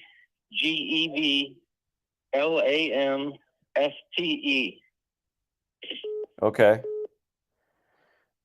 Everyone watching, I'm telling you, take the time to watch this, and Okay. you'll be awakened in a way. I'm like you. I tell people I know, they don't want to hear it. I can prove so many things, like they can't wake up. Sure. Okay. All right. I'll check it out. I appreciate it. But I'll be watching you. If you let me know that you saw that and you understand what I'm trying to tell you, I'll contact you and I will send you money for watching that, because I want you to know about that. Okay. All right. Thank you so much. You have a good one. Thank you, man. All right. Keep it. Oh, God. Uh-oh. Uh-oh. Keep it in Capitol Hill. No caller ID. Hey, Zach. Hello? Okay. What's the funny you want to pull on us? Come on, make us laugh. Why do you get Super Bowl pick wrong, you fucking idiot? I can't understand what you're saying. Do you want to try again? Okay. Exactly. Okay. Oh boy. I don't think there's enough good callers in the world. 310. Hey, how you doing, Zach? Big fan here. I'm not here to troll, but that's some dumb shit they're doing. Hey, real fast, I was just gonna say, with the whole Tupac perspective, right? And what you were talking about with the topic, if as a fan growing up watching him, dude, that was all fake, obviously, because there's no cameras allowed in the courtroom, dude. So every time he was like, they were showing footage of this whole Tupac by defending himself and all this shit. Notice how he looks to the camera and poses with the lawyer, bro. You can't make this shit up. It's fucking bullshit, bro. That's not allowed. You can't have a camera in the fucking courtroom. That's why I understood what you said, it's rigged. Look at the O.J. Simpson trial, bro. That whole thing was televised worldwide, bro. I was out of the country and they're showing footage of that trial. You know what I mean? But we all knew what that was with O.J. You know, it's just straight sacrifice right in our face, you know. But that's why I get, yeah, that's all. And then I just wanted to get one more thing out. Real quick with the Jets, this fucker Salah is the first Muslim, and you guys probably went over this already. I've been talking about how he's the first Muslim coach. It's just like, it's just such mockery. I mean, it's just. Exactly. And then look, that motherfucker was in the building. Oh, he survived, and da-da-da. You get the fuck out of here. And this, I'm gonna tell the truth, bro. Shame the devil. I'm gonna tell the truth. I bet on the Jets, then I hedged as soon as this asshole Rodgers got hurt. I took the Bills. And then I lost, obviously, but it was Jets were always meant to win that game on 9/11, especially with Salah playing. And Roger, that's what I kept saying about Rodgers. His ritual was so perfect to win because he became 11-1 at home as a starter on Monday Night Football on the day leaving 111 days left in the year when New York equals 111, and it's September 11th of all days. It did look like there was quite a few things there for the Bills, but it's like, really, that seems like the narrative for what they got going with Rodgers. That was the right side, dude. And that's what goes down in the record books. Even though he hardly played in the game, he gets credited with the win because he started. So he goes down 11-1, and that's probably the way his career will end. Exactly. And then we saw the Zach Wilson connection with Tom Brady's 83, not necessarily Aaron Rodgers' 83, because, it was, and it goes back to your brilliant breakdown about when Drew Bledsoe went down behind the Jets and, Brady became the 9/11 quarterback. That was a brilliant breakdown you said about that. And what it was. I'm going to die if they try to bring back Tom Brady as the Jets quarterback. So. Oh, I know, exactly.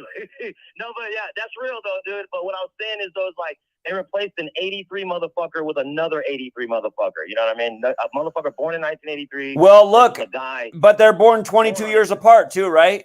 Brady was born 22 years before Zach Wilson. And then exactly. Robert Saleh was 22 years old when 9/11 happened.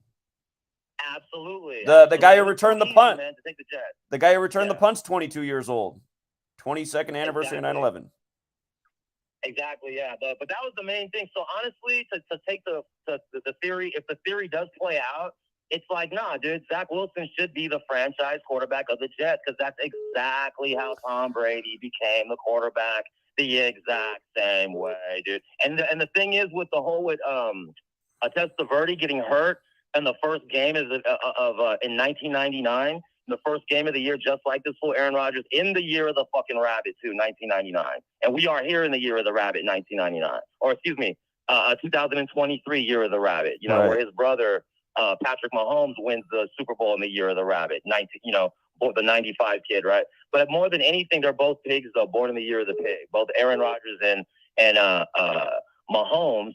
And to me, they kind of bookended this shit, dude. Like, he might be out for the rest of his career now. He might ended his career on a 9/11 ritual, and it kind of makes sense that way, simply because in 1999, yes, Testaverde blew his fucking Achilles the same. You can't make this up.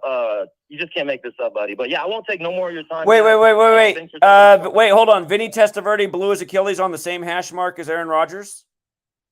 Well, I don't know if it was the same hash mark. I know it was the first game of the year, just like Rodgers. He got hurt. Okay, so that's the parallel. See, because the thing is, there's a big history with Aaron Rodgers and Alex Smith. For people who forget, they were the top two quarterbacks taken in the 2005 draft, and Aaron Rodgers thought he was going to go number one overall because he's the I mean, it didn't make any sense why he didn't go number one overall. You're the fourth. Okay, it's like, here's the guy who's from our town, who's a huge star at Cal. Oh, let's take the Utah product. And then the joke of the NFL, which is literally these leagues are really meant to fuck with the fans and piss them off. Just like why home teams had a dog shit record to start the season, that home teams were 5-10 going into Monday Night Football. Exactly, bro. And then the Jets, even though the Jets won, the fans still feel like shit because they feel like it's not their year now that Rodgers is done. I mean, of course. I mean, and me and my friends, we've been tracking this, Zach, where it's like on 9/11. That Aaron Rodgers always has a fucking bad game. Even when he was with the Packers, he'd always lose on 9/11, dude. And then one of the ones that he lost, he threw for 133 fucking yards. And then in the halftime score in that game of the Jets, it's 133 again, and then he's out with an Achilles injury. I don't know what the 133 means, but that shit football. Is like, man, football equals 133. Like last year or the year before. Football equals 133. Football equals 133. Okay, then. All right. But the thing about Alex Smith, so Aaron Rodgers goes out in a tribute paying tribute to history with Vinny Testaverde, another big Jets quarterback. When Alex Smith got injured, he got injured 33 years to the day of Jesus Christ. Yeah. Oh God, why can't I think of his name right now? But the quarterback for the Redskins, and he got hurt on the same hash mark 33 years to the day. And then Rodgers is doing the big third. Joe Theismann, yeah. Brilliant breakdown. That was a brilliant breakdown because it was like and then here's what I've accepted about this shit, Zach. They're fucking voodoo dolls, bro. They're poking pins at a voodoo doll on the field. Sometimes I wonder because Joe Theismann broke his leg He broke his leg just like you said when Alex Smith broke his leg on the same, like I said, anniversary when he broke it. And then they did the voodoo shit to Aaron Rodgers. They said, I can't confirm this, but that fucking Vinny Testaverde was at the game when Rodgers fucked up his Achilles. Just like Theismann was at the game when Alex Smith got hurt, and then they interviewed Theismann, Exactly. and Theismann said, he said the other thing that's funny about this, Theismann said the other thing that's funny about this is he goes, I have a nephew also named Alex Smith. It's like, what? What is going on? Wow, bro. Oh, wow, bro. That is some evil shit, Zach. Like, but like I said, it's like, I got to give you a lot of credit. Me and my friends, we really do our homework, like intentionally trying to just stay away to come back and be like, okay, we are on point because Zach is kind of like saying what we're saying here. So we kind of do, we've done our homework. But yeah, dude, we use a lot of your research as reference points, dude. And that Aaron Rodgers shit was easy, but Testaverde fucking off his Achilles in the year 99.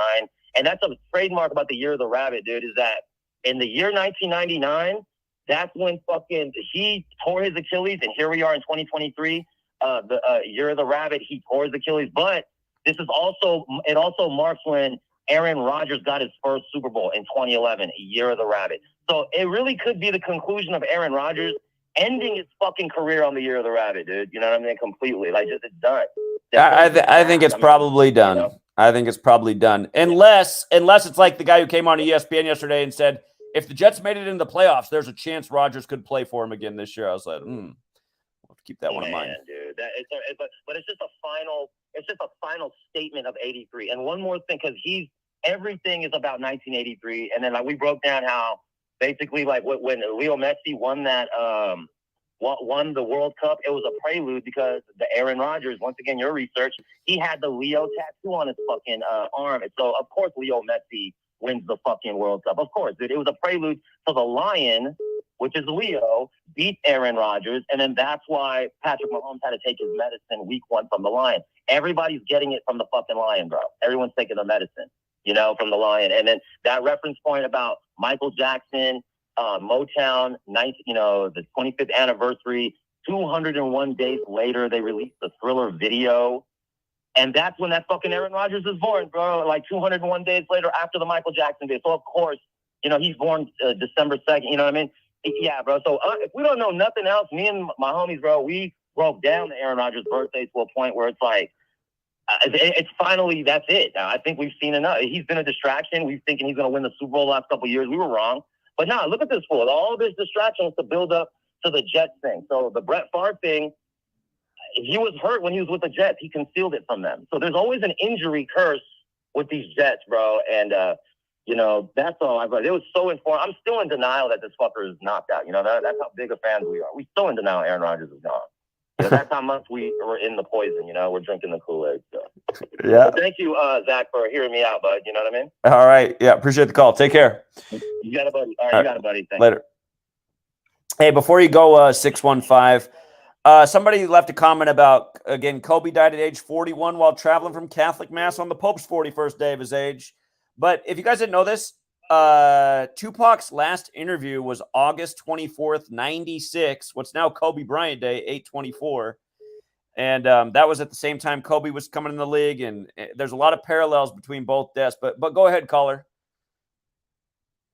Yeah, I just wanted to know why you can talk about the Vatican and heliocentrism.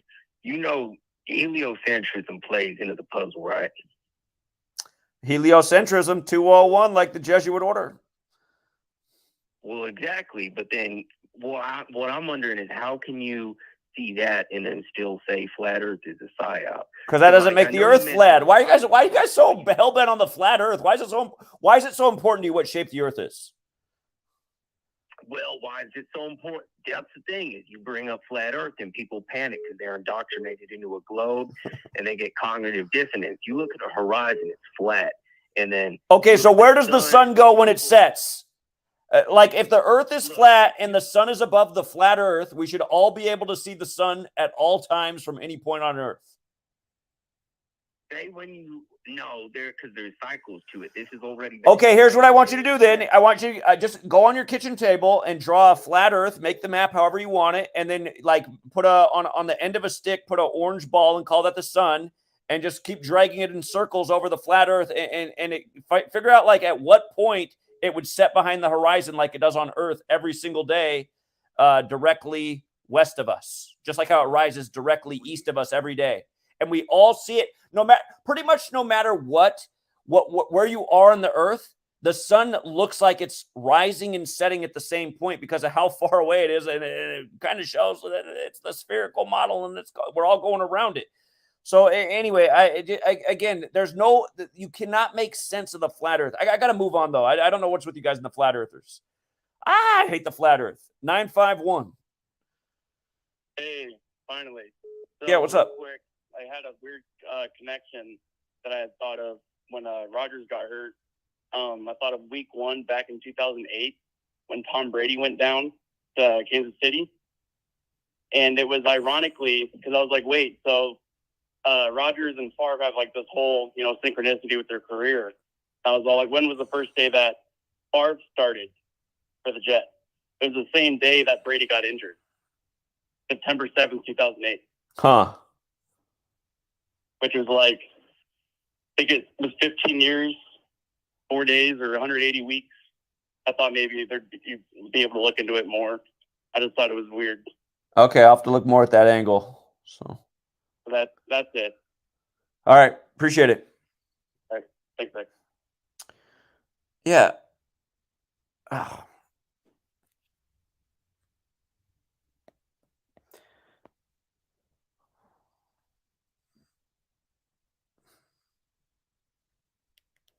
$520. Hey, Zach. I just got something on Maui that I've kind of just noticed. So, like, have you heard Doja Cat? I know that that's a singer, but I couldn't tell you what her voice sounds like or any of her songs. Okay, so she's got like a real like demonic vibe going on right now, and like over like her video, got an album coming out this month, and the album called Attention and Paint the Town Red. And that song was released 4 days before the Maui fires, and it's the 4th song of the album. And go on her Instagram, her first post that's there, it's just the letter 4, and 4 is the kill number. So I don't know if like all this is connected. I don't know. It's just I'll have to look. I'll have to look if she has an angle. So it's a big web, but yeah, just the Paint the Town Red. What kind of Beyonce just put out something with 4 as well, 4.0 or something. What was that? Beyonce just put out something with 4 in the title. I'm not sure. I just see Doja Cat because it's the like song that's being pushed right now, like through like TikTok, and if I open Spotify, that's the song that plays. Like when I just shuffle, like the song's not even good. Like Okay, I'll have to look more into it, but yeah, the Town Red. Could be. Appreciate it. Thank That's what you. they did 4 days before the fires. All right, thanks. Yeah, I'll check it out. Thank you. What's up, Joey? Yo, flashback to Thursday, the opening game of the season. And Brian. Hey, Joey, I have to run away. I'm going to be listening to you from a distance. I have to run and do something, but you got the floor until I come back. Go ahead. They'll hear you. All right, cool. So on Thursday Night Football, the Lions-Chiefs, Brian Branch of the Lions, he got the pick 6. And he gets the pick 6 320 days after his birthday. And, of course, Roman Catholic Church equals 320. And also Roman Catholic Church equals 104, like it was the opening game of the 104th season. But Roman Catholic Church also equals 94. And it's the Lions' 94th season. So just how perfect 320 days after his birthday, he gets the pick 6. And, of course, George Floyd killed in front of police cruiser 320 and that whole thing. But that's the one point I wanted to make. And I guess because I'm kind of drawing a blank, I'll just do a little pick tonight for Major League Baseball that I like. The Reds are playing the Tigers, and I do realize the Reds can fall to, it's either 33-39 or 39-33 on the road, and Tigers does equal 33-39. But I'm gonna special pairing words like masonry and secrecy and federal, they're all 33-39. Yeah, I noticed that too looking at this morning's games. There's a 38 special in Colorado. No doubt, no doubt. But what I really like about this Reds game is that it's today's 277 days after Joe Burrow's birthday, the Cincinnati quarterback who was a Tiger in college. The Reds are playing the Tigers. And now Joe Burrow's a Bengal Tiger. So how perfect would it be if the Reds pick up their 76th win 277 days after Joe Burrow's birthday, when Tiger equals 76-59? And, oh yeah, the other thing I loved about this game was that if the Reds win, there's going to be a prime number in the loss column for both teams. The Reds would stay on 71 losses. 71 is the 20th prime. The Tigers would get their 79th loss, and 79 is the 22nd prime. And if you add up 22, like the 22nd prime, plus 20, like 20, the 20th prime, 22 plus 20 is 42 on the 42nd meridian. So you have a big 42, 76, 59 coming together here. And there's more, but I like the Reds tonight. And thanks for taking my call, Zach, and letting me go on a little bit. But that's all I got for now, man. And peace. All right, later. Okay, maybe we'll get a call about Tupac today. 562. Hey, Zach. Yeah, what's up? Oh, hey, man. How are you? This is informational on YouTube. I'm always here supporting, and I'm in the Patreon as well. Thank you. I'm a young truth seeker myself, and I also wanted to give a shout out to that guy that always calls in that went 10 for 1 this past weekend. If you can make an account, because he's crazy with the numbers as well. But I wanted to talk about the Jets game really quick, and then also the Saints narrative as well. I know you mentioned the Saints a little bit earlier today with that Dennis Allen. But starting off with the Jets game with Zach Wilson, I thought it was pretty hilarious. They showed 14 and 41 throughout the whole damn game. I mean, even with Aaron Rodgers going down for 4 plays into his first drive. Number 14, Diggs, scoring the first touchdown of the game. That was easy lock. Zach Wilson ending the game with exactly 140 yards. Zach Wilson equals 140. His last drive of the game was exactly a 41-yard drive, and they decided to go on a 4th and 1 to end the game as well.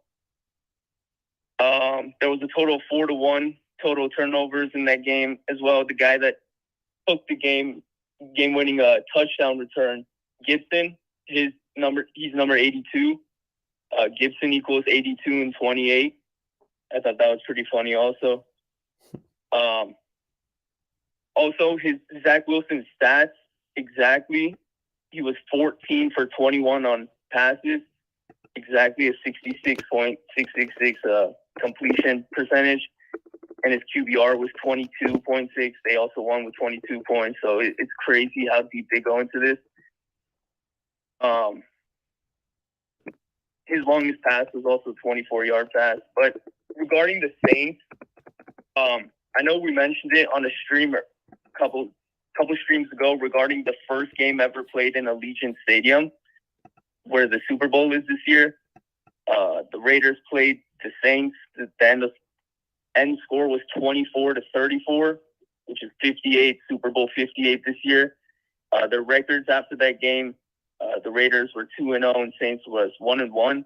Like this year's Super Bowl date, February 11th. Also, last time they played, and they're not playing again at all this year, but the last time they played was on September 30th. 2022 last year, and Saints won 24-0. So I don't know. I thought that was pretty interesting. And then also week 1, I do kind of like Saints Ravens. It's one of the narratives I kind of like. Their total scores, both the Ravens and Saints, was 41. And the teams they played, the Texans and Titans, their totals ended 24. And Titans and Texans pretty much have a perfect cipher in all 4 ciphers, except one of them, they're reversed. So I thought that was pretty interesting, 24 and 41.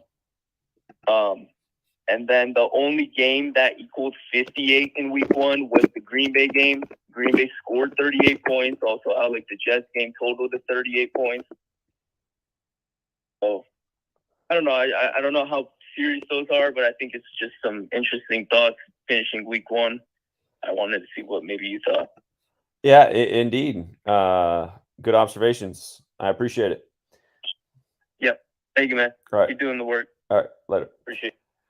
By the way, Mike Williams, they reported him dead, and then they said he wasn't dead, and then they reported him dead a week after they said he died, right after the Bills go down in prime time. And he ended up dying with the new date of death. Or the Mike Williams who's in the league right now, his birthday is 10-4, like it's the 104th season. The Mike Williams who just died 104 months after his last NFL game. But he died, this Mike Williams, here, he's born in 87. Oops. The Mike Williams, born in 87, died 117 days after his birthday. He finished his career at the Buffalo Bills. He's from Buffalo. Last year, I was actually in Buffalo after the top shooting, educating about how significant it was that the shooting was 117 days before the Bills opened the season. Remember, in gematria, Buffalo Bills equals 117. So, again, that's why learning the numbers that connect with the teams, you'll just see the same rituals over and over and over. What's up, 414? Hey, what's up, Zach? We actually met when you came to Marquette. So it's cool kind of getting to pick with you and everything. And Yeah. I'm kind of just joining the stream, so I don't know, like, the direction of it. I know you guys were kind of talking to Roger's situation. So if this is kind of out of nowhere, I understand if you don't want to, like, look too much in there or whatever. But it was something that I kind of thought back on and off, and when this happened, this was kind of before you were, like, on the gematria scene. And it's regarding Chris Benoit. I don't know if you're familiar with him, but he was a wrestler who, he kind of like, he ended up killing his family, long story short, and he killed himself. And it was just a lot of conspiracy that went into it. And I feel like if there was something there, you would definitely be able to find it with gematria.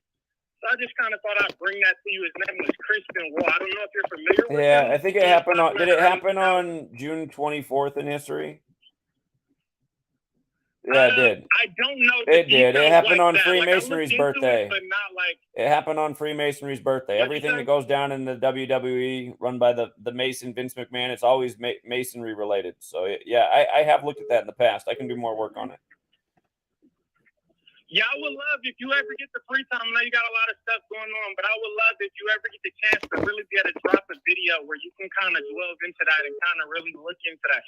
Because his entire legacy has been kind of destroyed by that. And it's like if you didn't, you know what I mean? If you didn't kill your family, I feel like, the people who really want to know the answer should be able to find out if you did. Because this is, it's an extremely heinous crime. So it's like if you didn't do that to be remembered for something like that is horrible in my opinion. So I just thought I'd bring it to your attention. Other than that, No, I totally get. I mean, I've said the same thing before. I mean, how many of these celebrity deaths? I mean, really, you think about like how many people's legacy is that they suicided themselves or they died of an overdose, and that's not really what happened. And really, who wants that legacy when that's not even true? I mean, it's just to kill somebody and then to shame their name.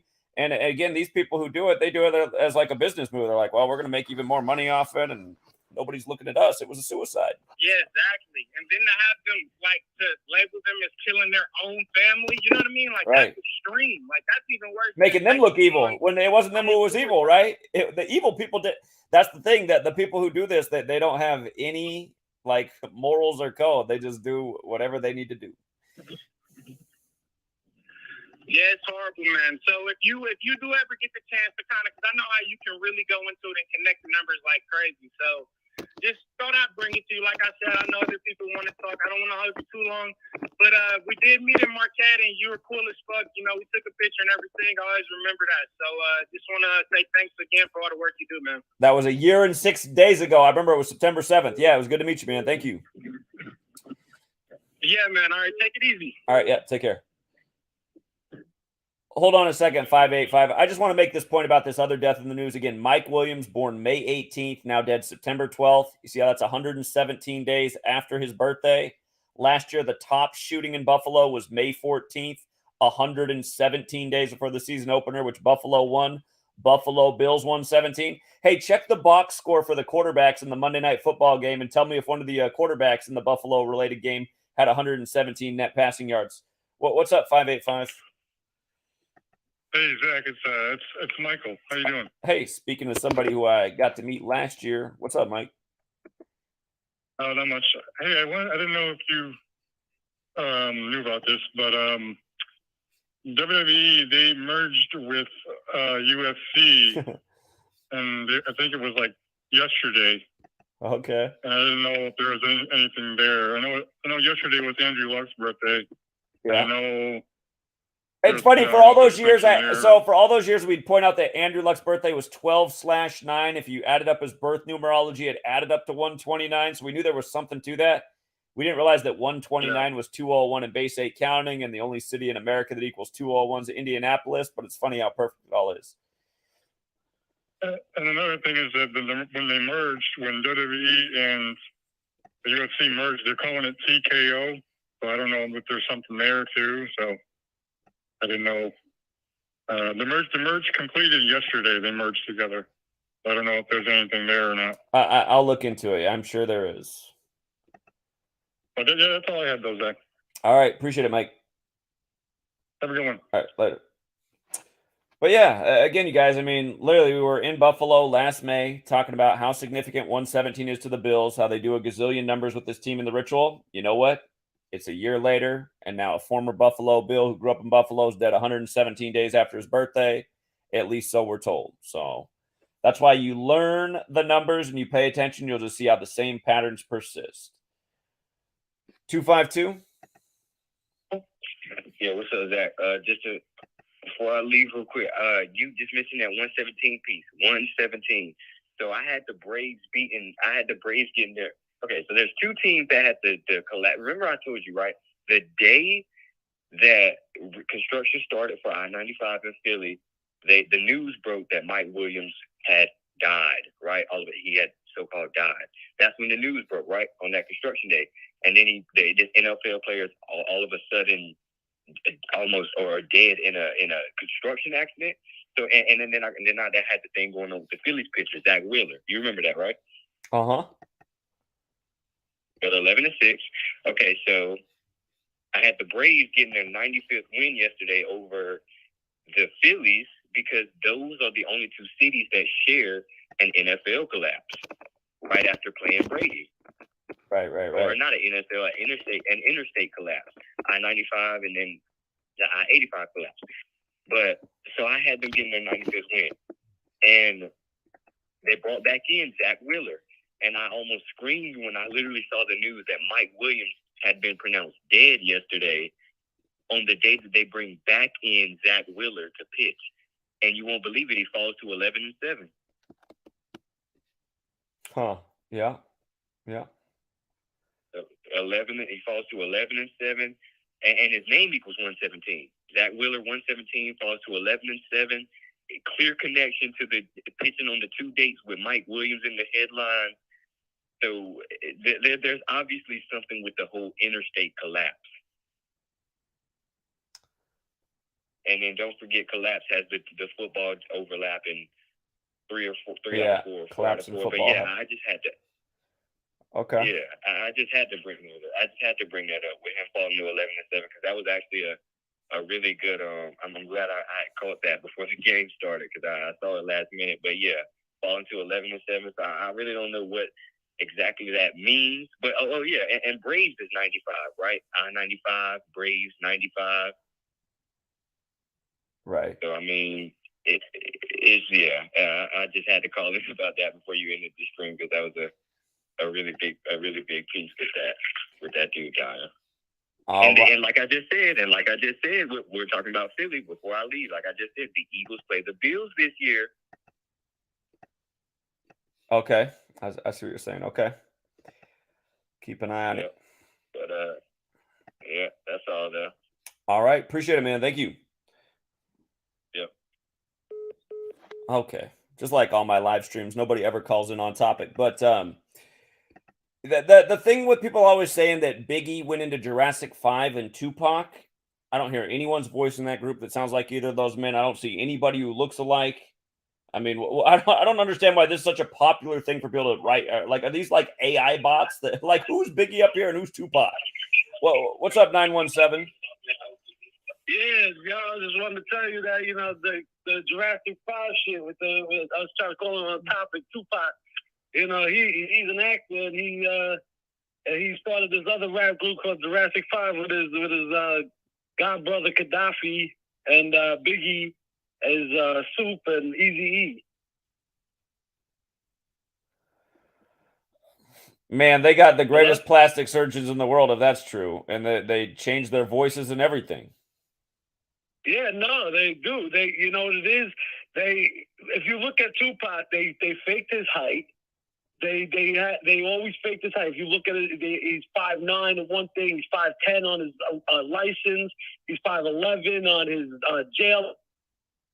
Went to jail. If you call in Clinton Correctionals and look up Tupac, he was never there. If you Okay, here. All right, here. Okay, that's all interesting, but like, so their voices sound different. They don't really look anything alike any of these people. Why are these people now in Jurassic 5? Why do you think that's Eazy-E, Tupac, Biggie? No, it's them. It's just they have plastic surgeries and stuff like that. The guy Akil, And now they rap in a totally different way and sound totally different too? Yeah, but if you listen to what he's saying, he says a lot of things and he drops a lot of gems. If you really listen to his music. Okay, so give me an example that gives it away that it's them. Like he must have given us a gem that shows it's them. Yeah, no, even his kids, Akil's kids, right?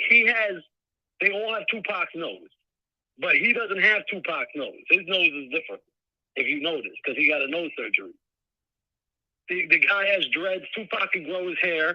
Even on the special, the new Tupac, Dear Mama stuff that they put on FX or whatever, Hulu, they're like, oh, he had alopecia. Obviously, he didn't have alopecia because in 1996, he was growing his hair out when he was in jail. And then this guy, Akil, has started growing his hair out around the same time. And if you look at the other guy, Charlie Tuna, but he spells the name of the two, like Tupac, that's his godbrother, Gaddafi, who died a month after Tupac died or something like that. And he got killed by an outlaw. One of the outlaw's cousins supposedly pulled out a gun and killed him by mistake.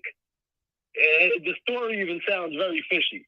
And okay, I don't see how any of this though. I mean, let's go back. You're starting to make it sound like Akil said some things in some songs that reveal that he's actually Tupac. So, like, what are some of those lyrics? He had a song with Agent 006, and he was saying that Tupac is half dead. He said something about his eyebrows raised and how they changed, like he came back and how they. Well, haven't a lot of people said that? I mean, there's how many millions of people in the world speculate that Tupac's not really dead because of the whole Machiavelli thing, because Machiavelli faked his death. No, of course, and he always wears the red hat like Machiavelli does. Look at Akil; he's always wearing a red hat like Machiavelli. Not in the photo I got up right now. In the photo I got up right now, he doesn't have a red hat on. Yeah, but I mean, that's just one photo. Look up a lot of photos. Look up Akil red hat. You'll see a whole bunch of them. Okay. You'll see a whole bunch of times. I thought I heard you say it always, but okay.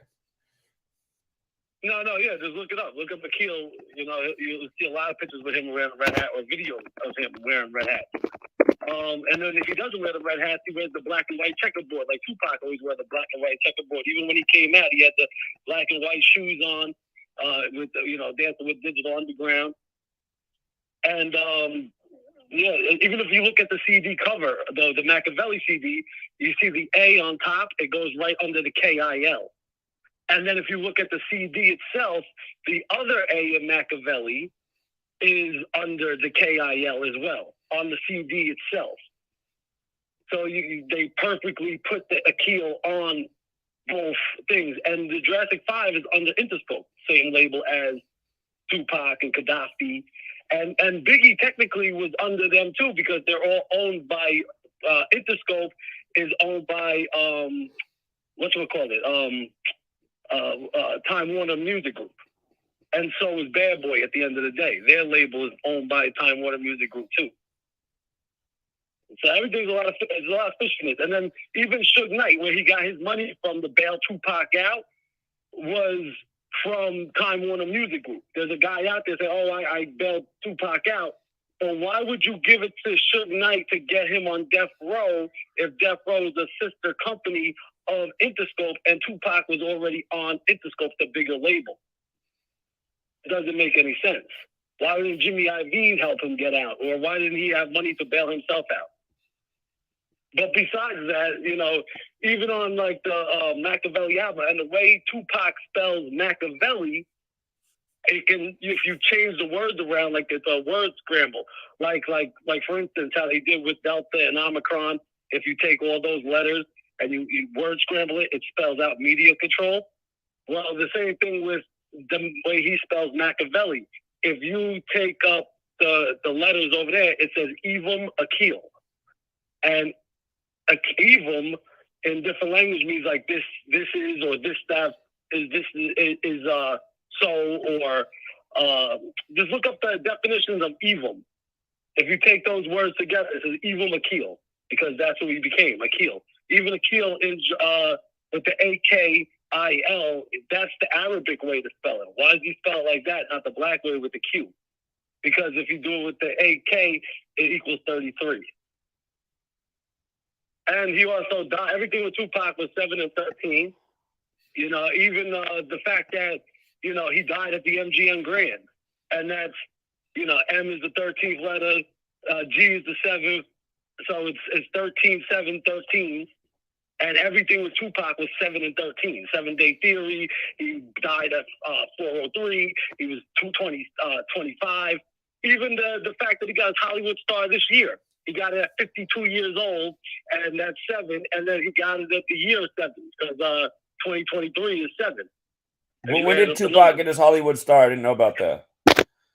Yeah, he just got a Hollywood star this year, which why they wait so long to give it to him this year? Because everything has to do with 7 with Tupac. 7 and 13. Even like when his mom got out of jail. And then also, think about this. His mom got out of jail because what? She was a part of the Panther 21, which the Panther 21 was J. Edgar Hoover's Black Panthers, no? They're the ones that was bombing the schools and bombing this. And then she gets out without a lawyer. She beats the most expensive case in New York City history without a lawyer. If anybody else does that, everybody'd be like, "Oh, that person's a snitch, or that person worked for the feds, or this person this and that." But nobody says anything about her. She beat the biggest court case, the most expensive court case. It was probably the most expensive because probably paid actors in the court case. So she was a part of the fake Black Panthers. You know what I'm saying? It's all a game. Even Asada Shakur, Tupac's aunt, she broke out of Clinton Correctionals and went to Cuba. That story don't make no sense either. And that's his aunt, and then he goes to Clinton Correctionals later. But if you call up Clinton Correctionals and ask about Tupac, or take the placard number of the and look up the placard number, it says there's no inmate that ever was there. So that whole jail thing was a scam too. Tupac never went to jail, none of that. It was all a game. He had the best marketing. Every time a Tupac album came out, what did they do? They did marketing. Tupacalypse Now comes out, he gets beat up for jaywalking. Tupac Strictly for My Niggas come out, he gets he shoots at off-duty cops 8 days before when the first video comes out. Thug Life comes out, Dan Quayle saying, "Oh, don't listen to Tupac's music." What happens when somebody like Dan Quayle says, "Don't listen to somebody's music"? Everybody's gonna go listen to it. You know what I'm saying? Everybody's gonna go buy it. Then Me Against the World comes out, he goes to jail. Then All Eyes on Me comes out, he dies, all these days later. The same amount of days that the album came out, 213. He died 213 days later because it's a leap year. Like, come on. I mean, this is all bull. He was made by the government. Him and Biggie and all that, they were made by the government. You know what I'm saying? They were made to corrupt the masses' mind. And the funny thing is, when he was at Coachella, I believe the Jurassic 5 was performing that night when they had the hologram with him. Everybody cared more about the hologram. They didn't even realize Tupac was there with Biggie and the rest of the crew. Yeah, I gotta be honest. I mean, I've never been convinced that this Tupac, Biggie, and Jurassic 5 thing, and just to be honest, nothing you've said has convinced me that that's them. So I'm not saying you're wrong, but it's not convincing. They don't sound like them. They don't look like them. Plastic surgery. I mean, Tupac, if you look at the side profiles of him and Akil, they look very similar. And a lot of the facial expressions, the way Akil dances. Dude, somebody just uploaded a video of a gay guy who looks like 99.5% like me, and he's dancing around being all super gay, and somebody put up the video on the internet and said that's me. And I was trying to sweet laugh. I was like, a lot of you are going to fall for this, don't you think? She's like, nah, he doesn't look that much like you. I was like, God, he does look a lot like me. I mean, there's people who look a lot alike. So. Yeah, but he doesn't do the same thing. It's just funny how they're all on the same label. And the guy, Charlie Tuna, looks just like Gaddafi. Like, look at the nose, look at the teeth. Even Akil's teeth. Akil and Tupac have the same teeth. They have the same scar on their head. He has the same scar on his chest. They have the same markings. And even the fact that the tattoos, you got to look at the tattoos too. It's funny, Tupac had an interview where he was talking with the lady from MTV on the boardwalk. And all right, here, let's do this. What is the incentive of killing off these guys as characters and then putting them in a group, Jurassic 5, that's never really had much of a following? I mean, Jurassic 5, they were out when I was in high school, and like one kid was listening to Jurassic 5. So what's the point of doing that? No, I understand. Well, I understand that, but one is a social experiment to see, that if the people are dumb enough to not realize this or whatever. And two, they make a lot of money. Think about it. They made a lot of money off Tupac. They made a lot of money off Biggie. They made a lot of money off Eazy-E. You know what I'm saying? There's church right now with all. So why not invent them as new big stars? Why put them in some obscure group that nobody listens to? What happened? Why put them in some obscure group that nobody listens to and they hardly make any money off them? Well, that's the whole thing. They know. Well, they have to do something. All right, after these guys die, what do you think they? Why not make them big stars again? Why not make them big stars? Why not make them big stars and make a whole bunch of money again since they're super talented? No, well, they are very talented. They rap right now. They're still out there. They're still doing their own thing. They're still making money. And think about it. All these guys, Biggie. All right, I got to move on, my guy. I got to move on. Sorry, that guy doesn't have logic right there. I'm sorry, you guys. Bad arguments. Just bad logic, faulty logic. He reminds me of the conspiracy community. And something that drives me nuts is people are like, more people are into this conspiracy that Tupac and Biggie are in Jurassic 5 than the shit I'm laying down, which is nothing but facts and is actually fucking interesting and actually shows who's doing this. It's just like, God, it's just. And then I just heard that guy say, oh, people are too dumb to. No, I'm sorry, man. I think people that are too dumb are the people that are like saying, yeah, he always wears a red hat. That's definitely him. It's just like, no. And again, just an illogical answer. Why not? If you can invent them as new people, why not bring them back as megastars? Now they're new megastars. If they can do plastic surgery this good, realize, like, why didn't Michael Jackson have plastic surgeons this good? Michael Jackson was trying to make himself look different. He turned himself into like a morph-looking creature, just like Madonna did. So, Biggie went back to Weight Watchers and got a whole different face. Tupac, I don't know, shrunk even smaller and turned into a kill that doesn't look anything alike. From the side profile, they look the same. I mean, like, are we really making arguments like that? Well, if you look at them from the side, then they look similar. It's like, okay, from the side? How about from the front on at the face? God. Okay. 240. Hey, Zach. Yeah, what's up? I heard that guy telling you about Tupac being alive. I talked to you earlier. That is not a conspiracy. Like, Michael Jackson was Prince Carl Phillip. They make millions off these characters, and then they kill them off on the TV, and they play different people. And you can tell this by people's ear biometrics is one way that they're caught. The government actually knows that your ear biometrics and certain things about you is more accurate than your fingerprints. But who looks at that when you're watching these people on TV? You never meet them. You never see them. You never get to know them. They're doing this. They're playing 10 and 15 different celebrities, killing them off. Like when Tupac died, he become a legend. I mean, this is how it works. This is how what works. I mean, this is how what works. This is how what works. That's how the Illuminati works. Didn't, That's how the Illuminati. Hold on. I laid down what the Illuminati did with Tupac, paying tribute to white Jesus and Machiavelli and how they killed his mom and announced it on Machiavelli. Like that. This is what they're doing. Are they reinventing Tupac as a kill? I know who the characters that Tupac plays. I just don't have them off the top of my head. But there are. Google's making this stuff hard to find, but I found it years ago. Like I can direct you to a video that will show you that I'm right. It's about the Jackson family. They are the Swedish royal family. Played the Jacksons from children until their supposed death. Michael's death. So you're saying, wait a minute. So you're saying the whole Michael Jackson family's in blackface? Yes, they were the entire time.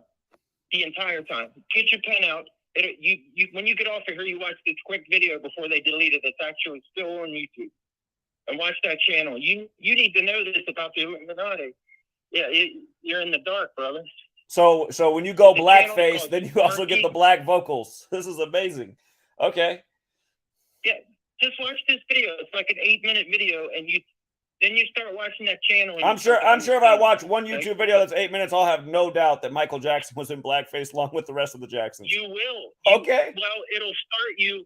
No, that might not convince you 100%, but if it doesn't, there's something wrong with you. You're too skeptical. You're too skeptical. I understand that you want concrete evidence, but these people are clever. They're clever. They don't leave that behind. But ear biometrics are a fact. They use facial stipple, just like the Nutty Professor. Look what they do on TV. Johnny Knoxville. Do you know? So your ear biometric reminds me that a YouTuber like 5 or 6 years ago did a video showing that I was the Boston Marathon bomber because I had the same ears as the Boston Marathon bomber, and he said it was definitive proof that we were the same people. Hey, but you know what? I don't really know you. I don't think that's true, but I really it's definitely not true. But I do know that it's a little known fact that ear biometrics are more accurate than fingerprints. The government knows this. They know this. They use it. Okay. All right. Well, you can link the video. You can send me an email, and I'll check it out. Michael Jackson in blackface. That's a new one. But I can never contact you, so it's a channel called Sparky Lee. It's been deleted. Every video on there will blow you away. Like Ice Cube is Ice T. They're the same person. Okay. Trust okay. me. This I'm telling you, you need to know this. They play. Shakespeare had that comment. One man plays many parts. I don't remember exactly how it goes anymore, but you know that comment. It's true.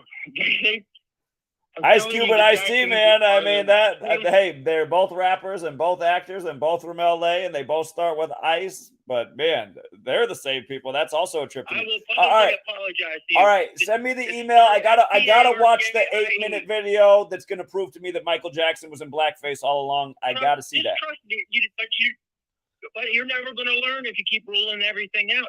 No, I didn't rule it out. I said send me the video. I gotta see the video. But I don't know how to contact you. So just go to, when you get off here, go to YouTube. It's Sparky Lee, SparkieLee. Anyone can go watch Sparky Lee. Do it. What's the video called? Thriller Royale. What's the You'll call? see it on there. Okay. All right. I'll look for it. The video is called Thriller Royale. Thriller Royale. All right. Trust me. All right. Thank you. Peace, brother. Okay. I'm turning off the ringer on my phone and setting it down so I can't see that anybody else is calling because I just can't take any more phone calls. None have been on topic, almost none. And yeah, I'm already worried enough about humanity. Today's phone calls haven't helped.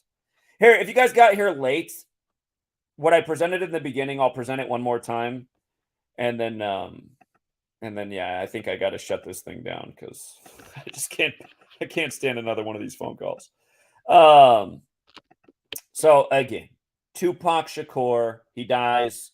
They put out the album with him on the cross like Jesus on a very special day to the Society of Jesus. Remember the 5th of November.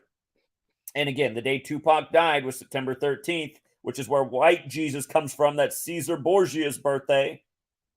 And then Tupac's alias, Machiavelli's a play on Machiavelli, who faked his death.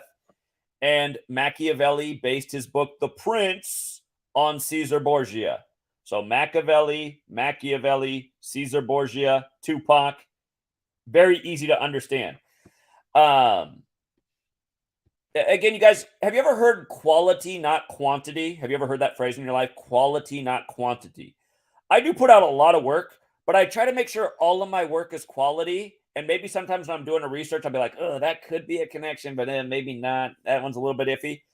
Just come with your best stuff. Like, I don't know who in the world is convinced by information that, oh, yeah, a kill is definitely Tupac. I mean, you might find somebody else who thinks that's interesting, and they might think it's true too, but, like, what proof do you have? Like, I was trying to get that guy to come with something hard. He's like, he always wears red hats. And then we open up his photo catalog, and there's, like, a picture of him with 50 different hats on, and finally I have to scroll down for 10 minutes before I find him in a red hat. It's like, what kind of arguments are these? What I just showed is undeniable. You know, this is history. And again, and then they had to announce his mom's death. And we covered this in 2016, right when it happened. She died right after Prince. We called Prince's death, you know, validating the work that we do here. Prince died by the exact numbers that I talked about when we called his death after Vanity died the day of the Grammys. But, you know, remember, Vanity died the day of the 58th Grammys, too, because that turned out to be a big number with Tupac's death as well. But again, they announced Tupac's mom's death on May 3rd. She really died the day before, but the news broke on May 3rd on the real Machiavelli's birthday, 5/3, just like the Machiavelli album came out 53 days after Tupac died. And then again, Interscope did all of the records for Tupac, which began with Tupacalypse Now, November 12th, 91. And notice from the day that that album came out to the day Tupac died was 58 months and a day. His full name, Tupac Amaru Shakur's 58, like Cesare Borgia, like Freemasonry, like secret society. And again, it goes back to King James dying at age 58 and how the Jesuits tried to execute him because of the Bible and just how big this number is. And again, Prince died at age 57 in his 58th year of life after the 58th Grammys. And again, Prince dead right before Tupac's mom, and the parallel with Cesare Borgia and the Prince Machiavelli. But these same numbers. And again, if you're new here, I'm talking about 58 all the time. This is a huge special number to the cabal. And then the guys who founded Interscope Records, who put out all of Tupac's albums, including Machiavelli, Jimmy Iovine, who's a big Catholic. From his birthday, March 11th, to the day Tupac died, is 187th day of his age. And again, he's done a lot of business with Dr. Dre as well, who lost his son 187 days from his birthday. Big homicide number, but also a big Jesuit number. Society of Jesus, 56 and 187. Just like the Tupac Machiavelli album came out on the day leaving 56 days left in the year, the day that's very special to the Society of Jesus. And again, we talked about Travis Scott. He just had the concert tragedy on that day, and his stage was a cross at Astro World. Interscope, the name of this record label's 56. From Tupac's birthday to his death was 89 days, like the story of Jesus, the Gospels, 89 chapters, like how Interscope Records is 89. And from the other co-founder of Interscope, Ted Field, from his birthday, June 1st, to Tupac's death was 104 days. Tupac's name forwards is 58, and reverse it's 104. Like Roman Catholic Church, it reminds that this year the Super Bowl's in Vegas, and it's Super Bowl 58 to conclude the 104th NFL season. And 2 years ago, there were rumors they were going to unveil the Tupac hologram for the Super Bowl. So do they do it this year in Vegas as a tribute? But,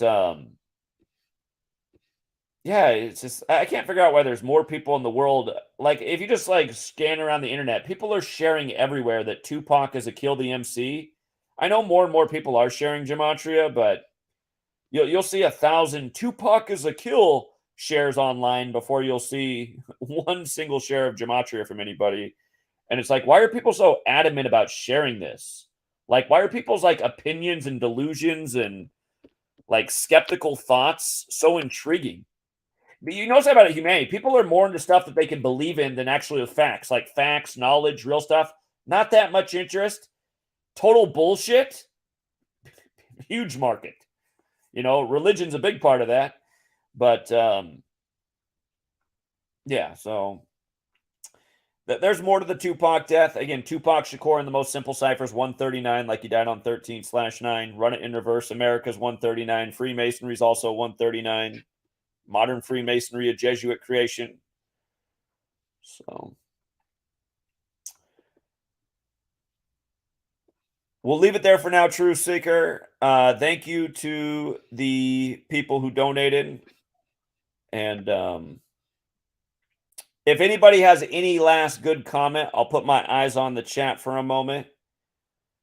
Here, I see somebody in the chat I haven't seen for a moment. If you guys don't know this young man, he's in Atlanta. He's a rapper himself. He's a talented young man. If you guys aren't following this guy, check out his channel. He's really big on the food kick right now. He's trying to get people to be healthier. Jay with Open Eyes 4. So.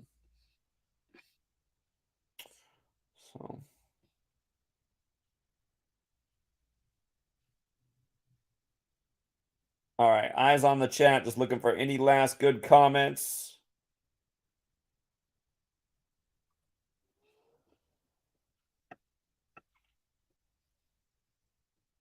Gematria Effect News 23 got deleted. I know Gematria Effect News 24 did. Hold on, let me see if they deleted 23 too. Let me see if that's true. They deleted 24 recently because it was the channel that we had our whole live stream across the nation on as we traveled from Seattle to New York, pound and pavement. Huh. I am not seeing Gematria Effect News 23. I don't know what that channel would have got deleted for. I mean, 24 shouldn't have got deleted for anything. Hold up.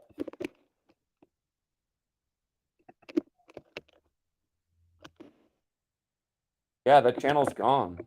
So they've deleted. Again, for people who are new here, I've had to create all these channels because I get deleted all the time. So what I've been doing for like the last 2 years is cycling 4 channels so they wouldn't delete them, but then they've been deleting them anyway recently. And we haven't even been using the channels. I hadn't used Gematria Effect News 24 for a year almost when they deleted it.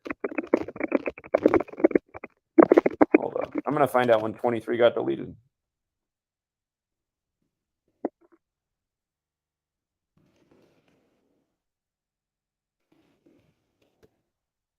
What?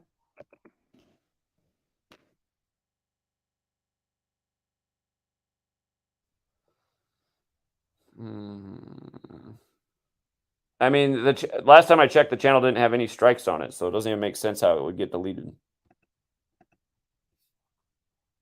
However, I have seen channels taken down before where they didn't even do the 3-strike thing. They did just take it down all at once.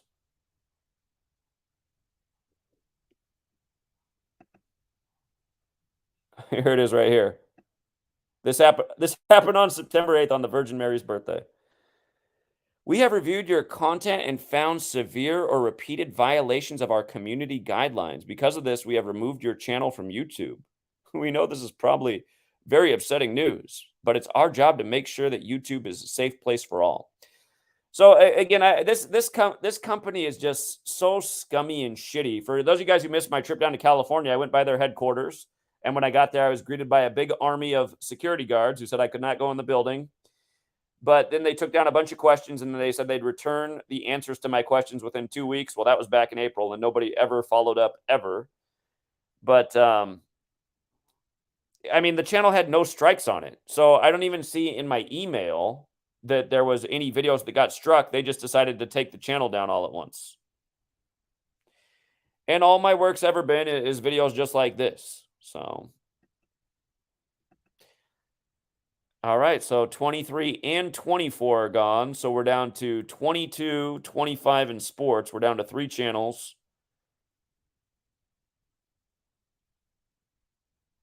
Yeah.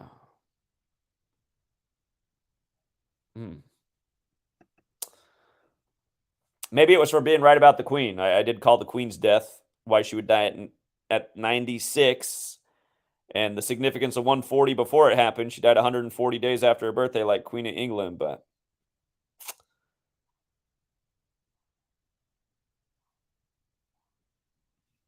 Yeah, that's not a good sign for the other channels, you guys. And that's how this work's gotten destroyed. I mean, I used to have 100,000 subs in 2016, and then we built it back up to 100,000 again and got deleted again.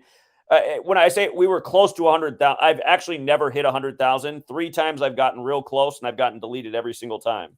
Every single time I approached 100,000, they deleted the channel, and now I can't even grow the channel. So now it's like, I mean, how long has it taken to get almost to 30,000? It's ridiculous. But yeah, I didn't realize they'd gotten rid of 23 because I haven't been using the channel.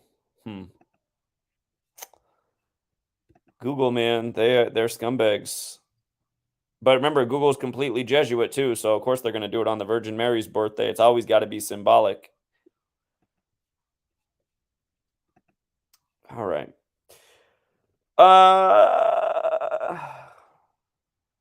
Yeah, I think we'll leave it there for now. You can't get it restored. You can't get it restored. They never restore it. I do have a Patreon. Somebody tried to get my Patreon actually taken down recently because Patreon sent me an email that they're reviewing the channel because people said that there was dangerous content on there. So I got an email from Patreon. My channel was under review for dangerous content, but I actually just got an email back. I think it was Monday. I think it was September 11th. They emailed me back and they said that they found that my channel was perfectly safe and in compliance.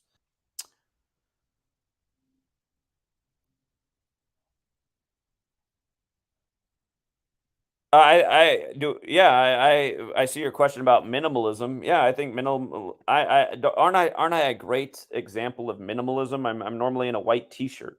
So again, that's how they got the whole world. They got the whole world caught up in materialism and trinkets and status and yeah, the subscriber count could be inaccurate, but at the same time, I'm not sure it is because there's well, I don't know unless they're manipulating like every single thing I have because I'm not selling any books. You know, support for the works at a big low. Support for the works almost as low as it was back when I first launched it. So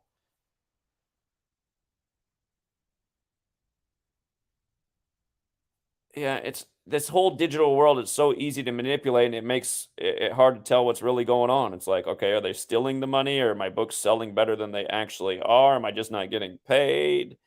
So hard to say. But what we do know is there's been a lot of resistance and a lot of big tech shenanigans to destroy all the progress that should have been made with this channel. So.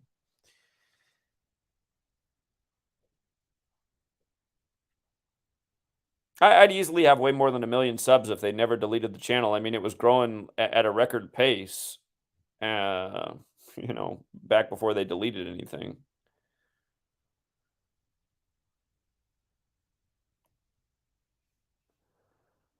All right, we'll leave it there for now, True Seeker. Again, thank you everyone who hits the like and the share. If you just want to clip the beginning part of this video and reshare it somewhere else, might be a good idea. I don't know about the rest of the longer stream with all the calls, but I did do the presentation right at the beginning if you just want to rewind. And